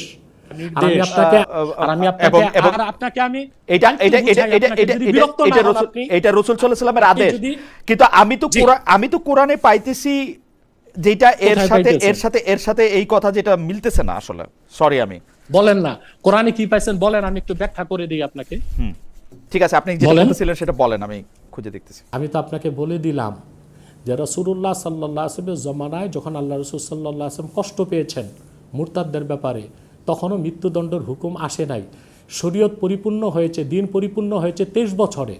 অতএব ইসলামের সূচনা লগ্নে বা প্রাথমিক অবস্থায় কোনো বিষয়ে রুখসত দেওয়া হয়েছে, পরবর্তীতে দেখতে হবে রাসূলুল্লাহ সাল্লাল্লাহু আলাইহি ওয়াসাল্লাম কী নির্দেশ দিয়েছেন, যেটাকে ফিকহের পরিভাষায়, তাফসিরের পরিভাষায় নাসেখ মানসুখ বলা হয়, রহিতকারী ও রহিত। অতএব আপনাকে আমি একটা রহিতকারী হাদিস শোনাইলাম, যেটার উপর আমল করতে হবে। হাদিসের মধ্যে যেটা রহিতকারী সেটার উপরই আমল করতে হয়। আর কোনো প্রশ্ন আপনার? আমার এটা প্রশ্ন হচ্ছে যে আপনি কি মনে করতেছেন যে মুরতাদের যে মৃত্যুদণ্ড দিতে হবে এটা কোরআনেও আছে, বা কোরআনেও এরকম করে বলা হচ্ছে যে মুরতাদকে মৃত্যুদণ্ড দিতে হবে, বা যে ধর্ম ছেড়ে যাচ্ছে তাকে মৃত্যুদণ্ড দিতে হবে? কোরআন শরীফ থেকে এটার প্রমাণ পাওয়া যায়। আর দ্বিতীয় জবাব হচ্ছে সব কিছুর বিধান তো শুধু কোরআন থেকে না, আমরা কোরআন সুন্নাহ দুইটাকে শরীয়ত আইনের উৎস মনে করি। কোরআন শরীফে তো 5 ওয়াক্ত নামাজের কথা আছে, কিন্তু ফজর 2 রাকাত, জোহর 4 রাকাত, আসর 4 রাকাত, মাগরিব 3 রাকাত, এশা 4 রাকাত কোরআনের কোথাও নাই। এটা সুন্নাতে আসছে, হাদিসে আসছে। আমি আবারও বলি, আমরা যে ইবনে হিশাম বা যিনি যা ইশাক বলা হইতেছে, যিনি নবীজির সিরাত লিখতেছেন, তিনি যে বলতেছেন যে 3 জনের কথা আমরা পাইতেছি, হারিত ইবনে সাদ, আমি তো বললাম তখনও মুরতাদের মৃত্যুদণ্ডের কথা আসে নাই, তখন এই হুকুম প্রযোজ্য হয় নাই। বুখারী শরীফ আরেকটা হাদিস, না সহিহ বুখারী। আপনি তাহলে পরে যদি আসে তাহলে এই দলিলটা আপনি কোরআন থেকে দেন। যে আশ্চর্য কথা, কোরআন থেকে দিব মানে? কোরআন শরীফ থেকে আপনি দলিল দেন যে যোহর নামাজ 4 রাকাত, আসর 4 রাকাত, বলেন মাগরিব 3 রাকাত, ফজর 2 রাকাত, কোরআন শরীফ থেকে দলিল দেন। মানে আপনি তো তাহলে একটার বিরুদ্ধে আরেকটা বললে তো সেটা হবে না। আমি যেটা বলতেছি না, এই যে এখানে এই বিরক্তির বিষয়টা, আপনাকে মূল বিষয়টা বুঝতে হবে যে শরিয়া আইনের মূল ভিত্তি কোরআন। আমি দেখতেছি কোরআনে বলা হচ্ছে তাকে মাইরো না, আপনি বলতেছেন তাকে মারো। বিপরীত কোরআনে কোথায় আছে যে আপনি 8 রাকাত নামাজ পড়বেন, এর বিপরীতে 4 রাকাত নামাজ পড়ছেন? আয়াত নাম্বার বলেন, আয়াত নাম্বার বলেন। কোথায় আছে মুরতাদকে মারা যাবে? পুরা কোরআনের 6600। আরে কোরআন শরীফে আছে ওয়াকাতিলু আইম্মাতাল কুফ। হ্যাঁ, কি এই যে কাতিলু আইম্মাতাল কুফ, আল্লাহ স্পষ্ট বলছেন যারা কুফরিতে নেতৃত্ব দেয় তাদের বিরুদ্ধে লড়াই করো তোমরা। হ্যাঁ, কুফরিতে নেতৃত্ব দেয় লড়াই করার মুরতাদ এক কথা হইলো নাকি? মুরতাদ এক কথা হইলো না? আসারিমুল মাসলুল কিতাবের মধ্যে ইবনে তাইমিয়া এটা থেকে মুরতাদের শাস্তি মৃত্যুদণ্ড প্রমাণ করেছেন। শুধু তাই না, আমরা বলতেছি কোরআন শরীফে সব থাকলেই মানবো তা না। হাদিস আমরা মনে করি শুধু কোরআন যারা বিশ্বাস করে হাদিস মানে না, তারা মুসলিম হতে পারে না। যেমন আপনাকে একটা দৃষ্টান্ত দিলাম, আমি 5 ওয়াক্ত নামাজের কথা আল্লাহ কোরআন শরীফে বলেছেন, কিন্তু কোন নামাজ কয় রাকাত এটা কোরআন শরীফের কোথাও নাই, এটা হাদিস থেকে আমরা পেয়েছি। সুন্নাহ থেকে আমাদের জায়গায় 8 ওয়াক্ত নামাজের কথা নাই যে আপনি এটারে 5 ওয়াক্ত বানাইছেন। কোরআনে আছে আপনি মাইরো না, এহেন আপনি মারলেন, তাহলে বিপরীতে গেলেন না। এটাও নাই যে কোরআনে এটাও নাই যে মুরতাদকে মাইরো না। মাইরো যদি বলতো তাহলে বলতো যে মারো, এটা তো বলে নাই। আরে বাবা, আপনি আয়াত নাম্বার দেখান, মাইরো না কোথায় আছে? কোরআনে আল্লাহ তো পুরাটা বুঝতে হবে আপনাকে। আল্লাহ বলেন কুল আতিউল্লাহ ওয়া আতিউর রাসূল ফাইন তাওয়াল্লাউ ফাইন্নাল্লাহা লা ইউহিব্বুল কাফিরিন। তোমরা আল্লাহর আনুগত্য করো, মুহাম্মদ সাল্লাল্লাহু আলাইহি ওয়াসাল্লামের আনুগত্য করো। আর এই কথা থেকে যদি তারা মুখ ফিরিয়ে নেয় তারা কাফের, আল্লাহ তাদেরকে কখনো পছন্দ করেন না।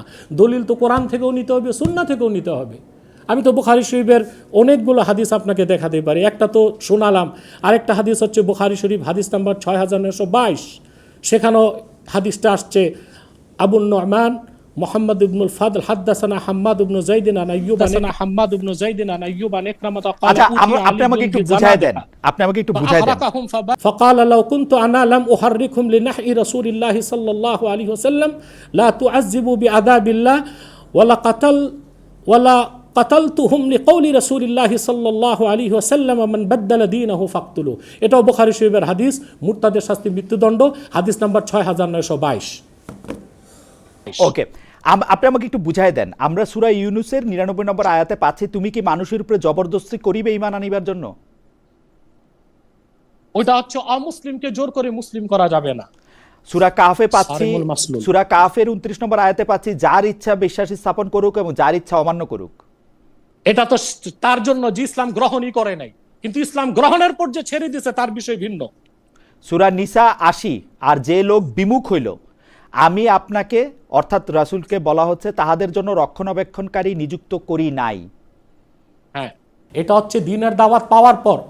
আরে আপনি তো এটাই বুঝতেছেন না, ইসলামের মধ্যে পরিভাষা আলাদা আলাদা আছে।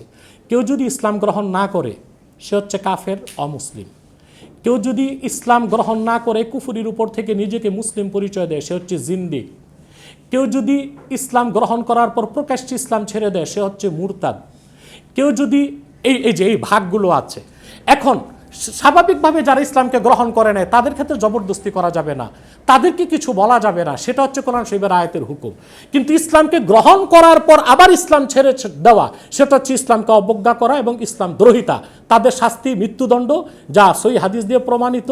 কোরআন শরীফের তাফসীরগুলোতেও কোরআন শরীফের আয়াতের নস 4 প্রকার, কোরআন শরীফের আয়াতের বিভিন্ন নস দিয়ে তা প্রমাণিত, প্রত্যক্ষভাবে কিংবা পরোক্ষভাবে, সুন্নাহ দিয়ে সরাসরি প্রমাণিত।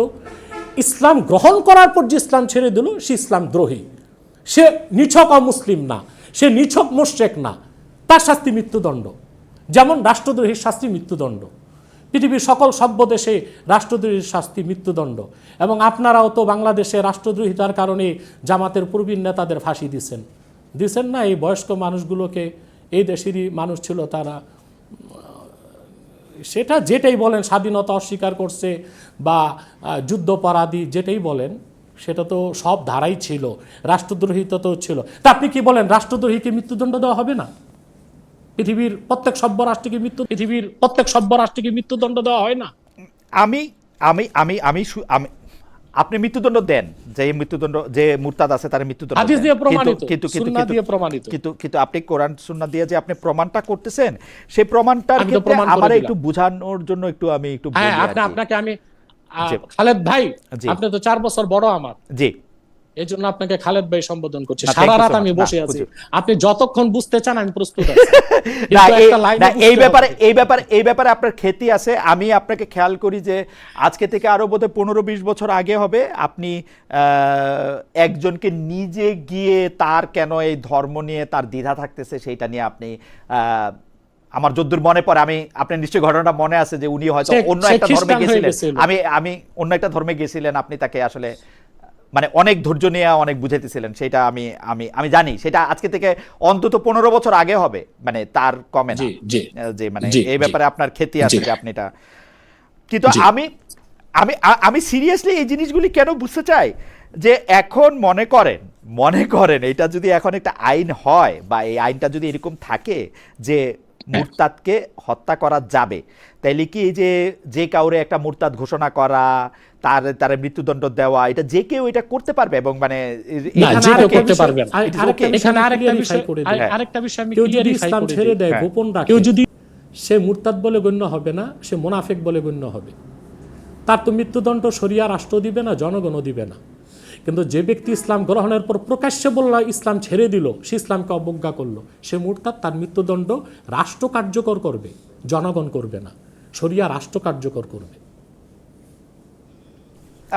আমার মনে হয় যে আপনি অনেকগুলি বিষয়ই আসলে আমাদের দিকে আসছেন। আমি আমি আমি এটা কত নম্বর, আমি একটু আরও কয়েকটা বিষয় কুইক আপনার একটু মতামত নেই।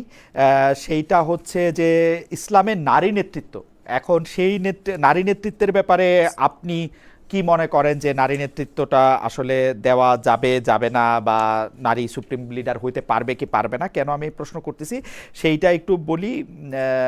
সেইটা হলো যে আমরা দেখতে পাচ্ছি যে অনেকগুলি মানে ইসলামের যারা মানেন তাদের মধ্যে অনেক সম্রাটের মধ্যে আমরা অনেক সম্রাজ্ঞীও দেখতে পাই, তাদের নামে মোহর দেখতে পাই, এবং তাদের ব্যাপারে কোনো আপত্তি দেখতে পাই না। সবচেয়ে বিখ্যাত যেটা সেটা হচ্ছে যে আপনি জানেন যে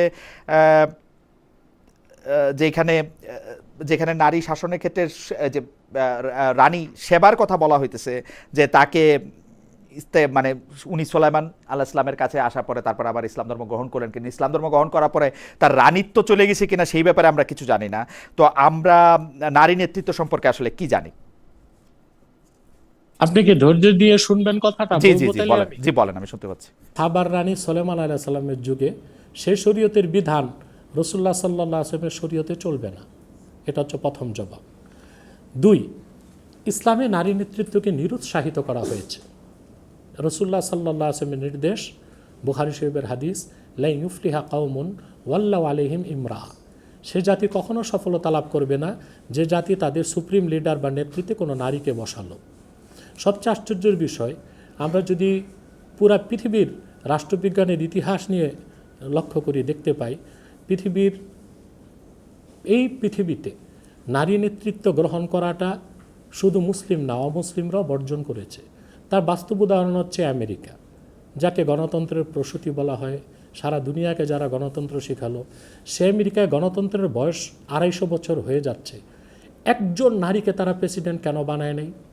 ইউনিসেফের মাধ্যমে, ইউনেস্কোর মাধ্যমে, ওয়ার্ল্ড হেলথ অর্গানাইজেশনের মাধ্যমে, জাতিসংঘের মাধ্যমে তারা তৃতীয় বিশ্বের দেশগুলোতে, বাংলাদেশ সহ তৃতীয় বিশ্বের দেশগুলোতে তারা নারীর ক্ষমতায়নের জন্য লাখ লাখ ডলার খরচ করতেছে। নারী নেতৃত্বকে তারা দেখতে চায়। তাদের দেশে কোনো নারীকে তারা দেয় নাই কেন? বরং আমরা দেখতে পেলাম কামালা হ্যারিস যখন ক্ষমতায় চলে যাবে, ইলেকট্রাল ভোটের মাধ্যমে তাকে পরাজিত দেখানো হয়েছে। তাহলে বোঝা যাচ্ছে যুক্তরাষ্ট্রের ডিপ স্টেট বা পলিসি মেকার যারা, তারা এই ক্ষেত্রে ইসলামের রাষ্ট্রীয় আদর্শটাই গ্রহণ করছে। রাসূলুল্লাহ সাল্লাল্লাহু আলাইহি ওয়াসাল্লাম যে কথা বলেছেন 1500 বছর আগে, তারা সফলতাকে নিশ্চিত করার জন্য রাসূলুল্লাহ সাল্লাল্লাহু আলাইহি সাল্লামের সেই আদর্শের অনুসরণটাই তো করলো। তারা নিজেরাও তাদের দেশে কোনো নারী জার্মানি ইংল্যান্ডের ক্ষেত্রে কি হবে? ইংল্যান্ড আর জার্মানির ক্ষেত্রে কি হবে? আমি তো দেখবে এখানে কম্পারিজন করব তুলনামূলক সফল কারা। যেহেতু বিশ্ব মোড়লে আমেরিকা সফলতার দিক দিয়ে, তো আমি তাদেরকেই দেখব। না, ওদের বয়স তো 200 বছর। দ্বিতীয় কথা হচ্ছে, আমেরিকা তো 200 বছর বয়স। হোক না 200 বছর, ইউরোপ আমেরিকা তো নারী নেতৃত্ব এখনই দেখা যাচ্ছে বেশি। না না না না, দ্বিতীয় কথা হচ্ছে রানী এলিজাবেথ প্রথম, রানী ভিক্টোরিয়া প্রথম তারা অনেক আগে থেকে ছিল। আরো কথা আছে। আমার প্রথম জবাব হচ্ছে নারী নেতৃত্বকে নিরুৎসাহিত করা হয়েছে। দুই নম্বর হচ্ছে রাসূলুল্লাহ সাল্লাল্লাহু আলাইহি ওয়াসাল্লাম যেটাকে নিরুৎসাহিত করেছেন, সেটাতেই আমরা দেখলাম কল্যাণ। এবং এই পৃথিবীতে যারা সফলভাবে গণতান্ত্রিক রাষ্ট্র পরিচালনা করছে, বিশ্বমোড়ল, সেই আমেরিকা ইসলামের সেই আদর্শকেই অনুসরণ করেছে। 2, সায়েন্টিফিক দৃষ্টিকোণ থেকে যদি আপনি তাকান, আপনি দেখতে পাবেন যে পুরুষ আর নারী, ইসলাম তাদেরকে ন্যায্য অধিকার দিয়েছে। তারা যতটুকু প্রাপ্য প্রত্যেককে তা দিয়েছে। কোনো ক্ষেত্রে নর বেশি, কোনো ক্ষেত্রে নারী বেশি। কিন্তু নেতৃত্বের ক্ষেত্রে আল্লাহ বলেছেন আর রিজালু কাওয়ামুন আলান নিসা, পুরুষগণ নারীদের উপর কর্তৃত্বশীল, পুরুষদেরকে করা হয়েছে। মডার্ন সায়েন্সে এটা মানতে বাধ্য। আপনাকে 2টা দৃষ্টান্ত দিচ্ছি। মেডিকেল সায়েন্সে অ্যানাটমি বিভাগ থেকে যেটা আমরা দেখতে পাই, একজন প্রাপ্ত বয়স্ক পুরুষের মাথায় মগজের কোয়ান্টিটি হচ্ছে 60 গ্রাম, একজন প্রাপ্ত বয়স্কা মহিলার মাথায় মগজের পরিমাণ 40 গ্রাম। সৃষ্টিগতভাবেই যেখানে একজন মহিলার মগজের কোয়ান্টিটি 20 গ্রাম কম, নেতৃত্বে সে কিভাবে পুরুষের সাথে প্রতিযোগিতা করে?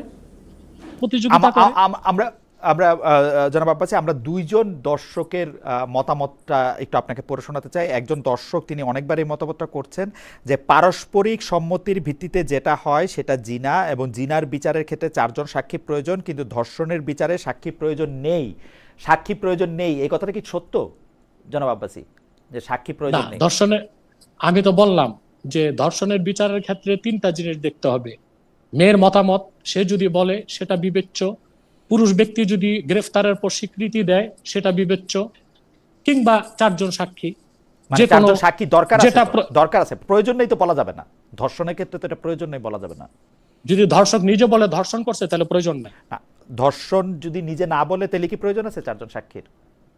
তখন মেয়ের একরার নেওয়া হবে, মেয়ে বলবে ধর্ষণ করছে, তখন সেটা যাচাই করা হবে। আমরা আবার ঘুরে ফিরে একই জায়গায় আসছি। মোহাম্মদ ইসমাইল মোল্লা তিনি আবার বলতেছেন যে আমি এটা উদ্ধৃত করতে চাই নাই, কিন্তু তিনি আমাকে উদ্ধৃত করতে অনুরোধ করছেন, সেই জন্য আমি এটার আপনি এটা সত্যতা অসত্যতা এবং উপযুক্ততা বিচার করবেন, কারণ এটা উনার বক্তব্য। উনি বলছেন সূরা আন-নিসার 4 নম্বর মানে 137 নম্বর ইয়া থেকে নিশ্চয়ই যারা ঈমান এনেছে তারপর কুফরি করেছে, তারপর ঈমান এনেছে, তারপর আবার কুফরি করেছে, অতঃপর তাদের কুফরি আরো বেড়েছে, আল্লাহ তাদের ক্ষমা করবেন এবং তাদেরকেও সঠিক পথ দেখাবেন না। আল্লাহ তাদের ক্ষমা করবেন এবং সঠিক পথ দেখাবেন না, মানে এখানে মৃত্যুদণ্ডের কোনো কথা নাই, মারার কোনো কথা নাই, এটা বোধহয় উনি বুঝাতে চাইছেন। আমিও তো বলতেছি, কিন্তু মারা যাবে না সে কথাও নাই, সেটা সুন্নাহ দিয়ে প্রমাণিত যে মুরতাদের শাস্তি মৃত্যুদণ্ড। আর আমাদের দলিল হচ্ছে কোরআন এবং সুন্নাহ দুটোই। সুন্নাহ দিয়ে প্রমাণিতটা একটু আমার মনে হয় এটা আমার একটু ভালো করে বুঝতে হবে। না, হাউএভার সুন্নাহকে ছেড়ে দিলে সুন্নাহকে ছেড়ে দিলে আমি না সুন্নাহকে ছেড়ে দেওয়ার প্রসঙ্গটা না।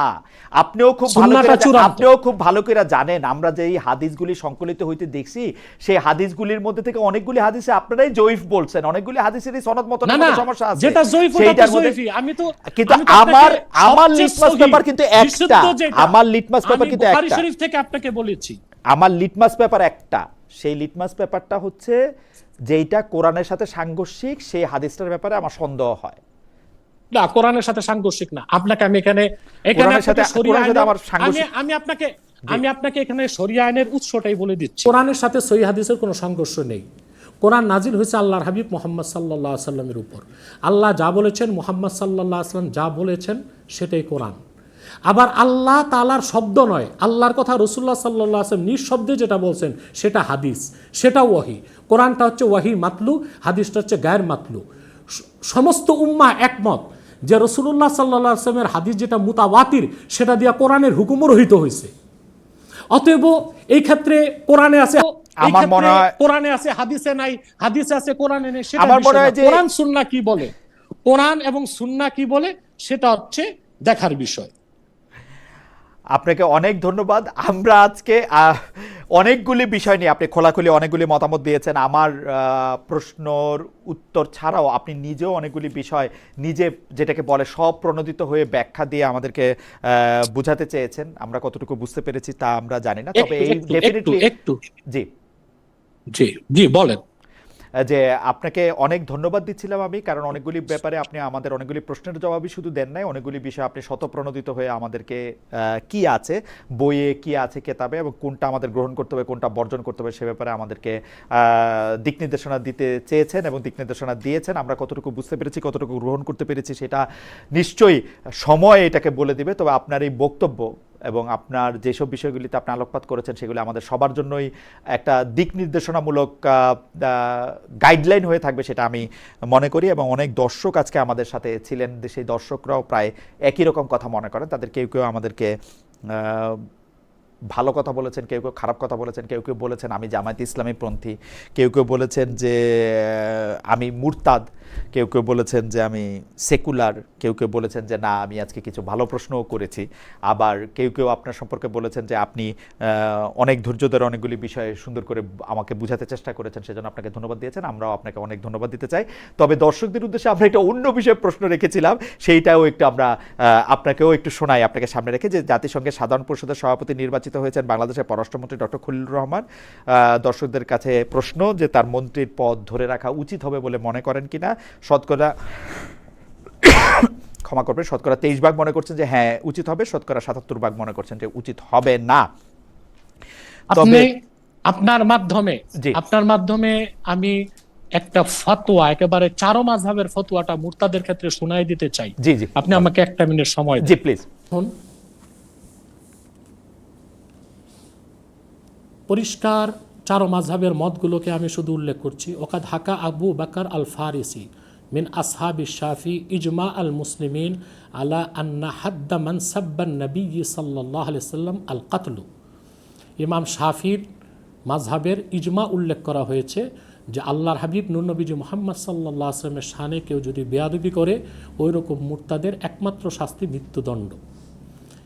ইমাম খাত্তাবি উল্লেখ করেন লা আ'লামু আহাদাম মিনাল মুসলিমিন ইখতালাফা ফি উজুবি কাতলি।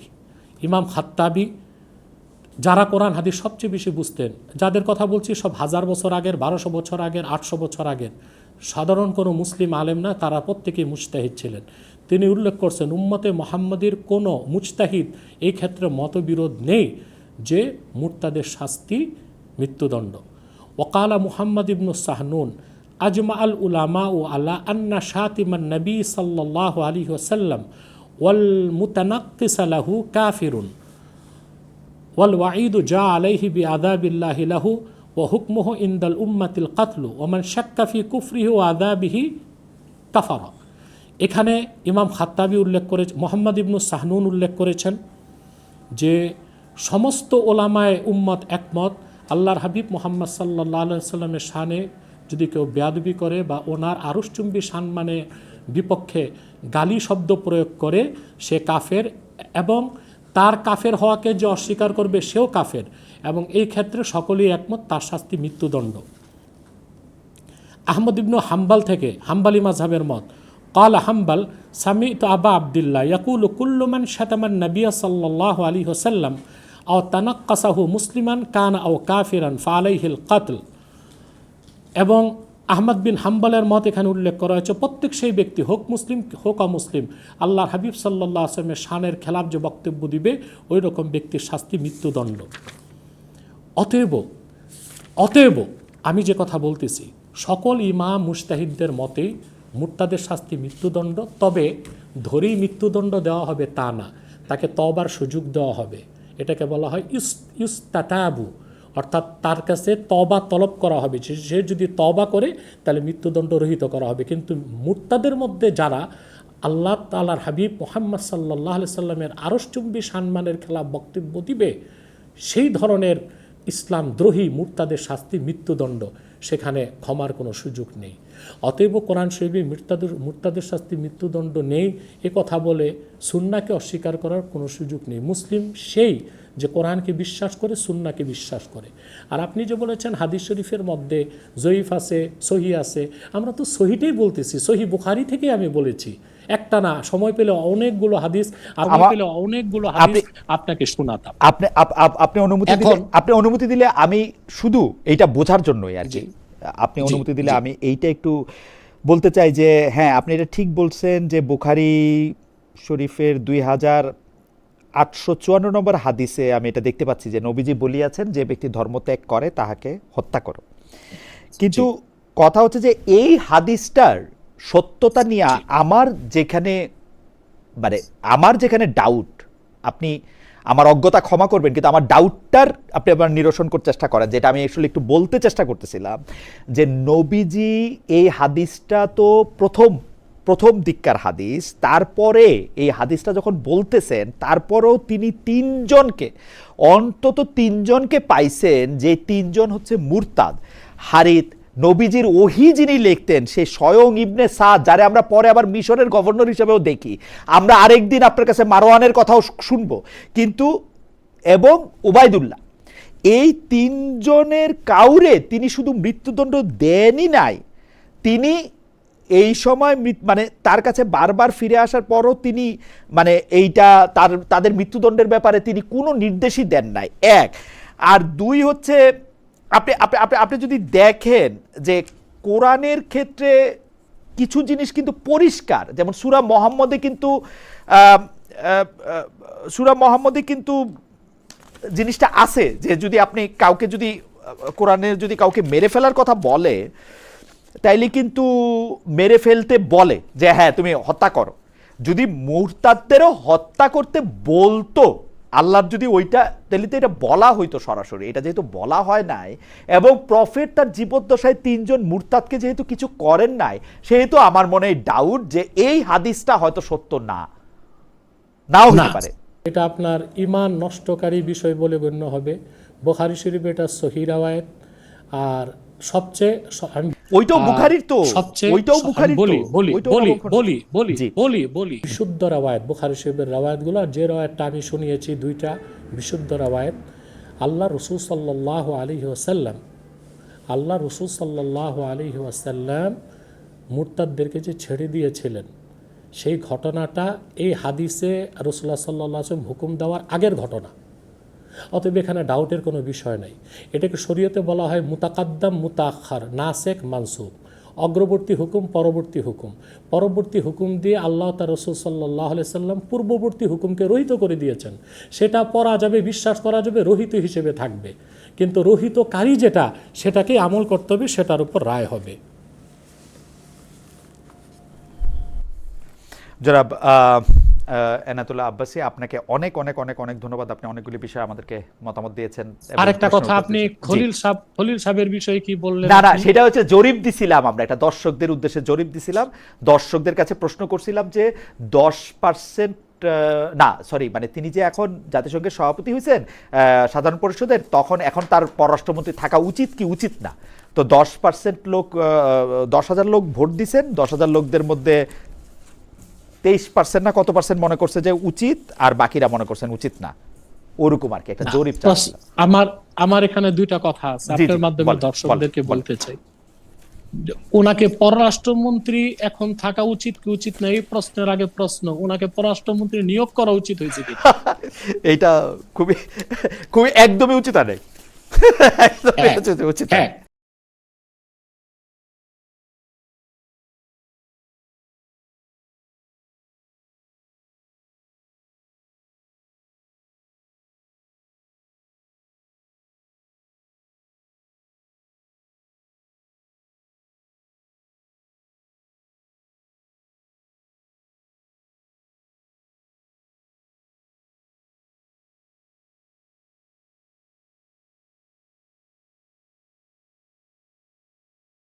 সার্বভৌমত্ব বিরোধী, স্বাধীনতা বিরোধী, অ্যাবসলিউটলি আমাদের সেই বিষয়টা নিয়ে বিতর্ক নাই কেন? অ্যাবসলিউটলি, কেউ এটা নিয়ে কিছু বলতেছে না, না বিএনপি, না জামায়াতে ইসলামী, না এনসিপি, মানে কারোই এটা নিয়ে কোনো মাথা ব্যথা নাই। এটা ভাবার বিষয়। রাইট। ধন্যবাদ আপনাকে। আমি দোয়া করি আপনি সহ সকল মানুষ যারা শরিয়া আইনের ব্যাপারে স্পষ্ট ধারণা নাই, আল্লাহ তাআলা তাদেরকে দ্বীনের সমঝ দান করুক, শরিয়া আইনের হিকমতকে বোঝার তৌফিক দান করুক, এবং আমরা প্রত্যেকেই জন্য ভয়েস রেজ করি শরিয়া আইনের ভিত্তিতে বাংলাদেশ চলবে। সকলকে ধন্যবাদ। আসসালামু আলাইকুম ওয়া রাহমাতুল্লাহি ওয়া বারাকাতুহু।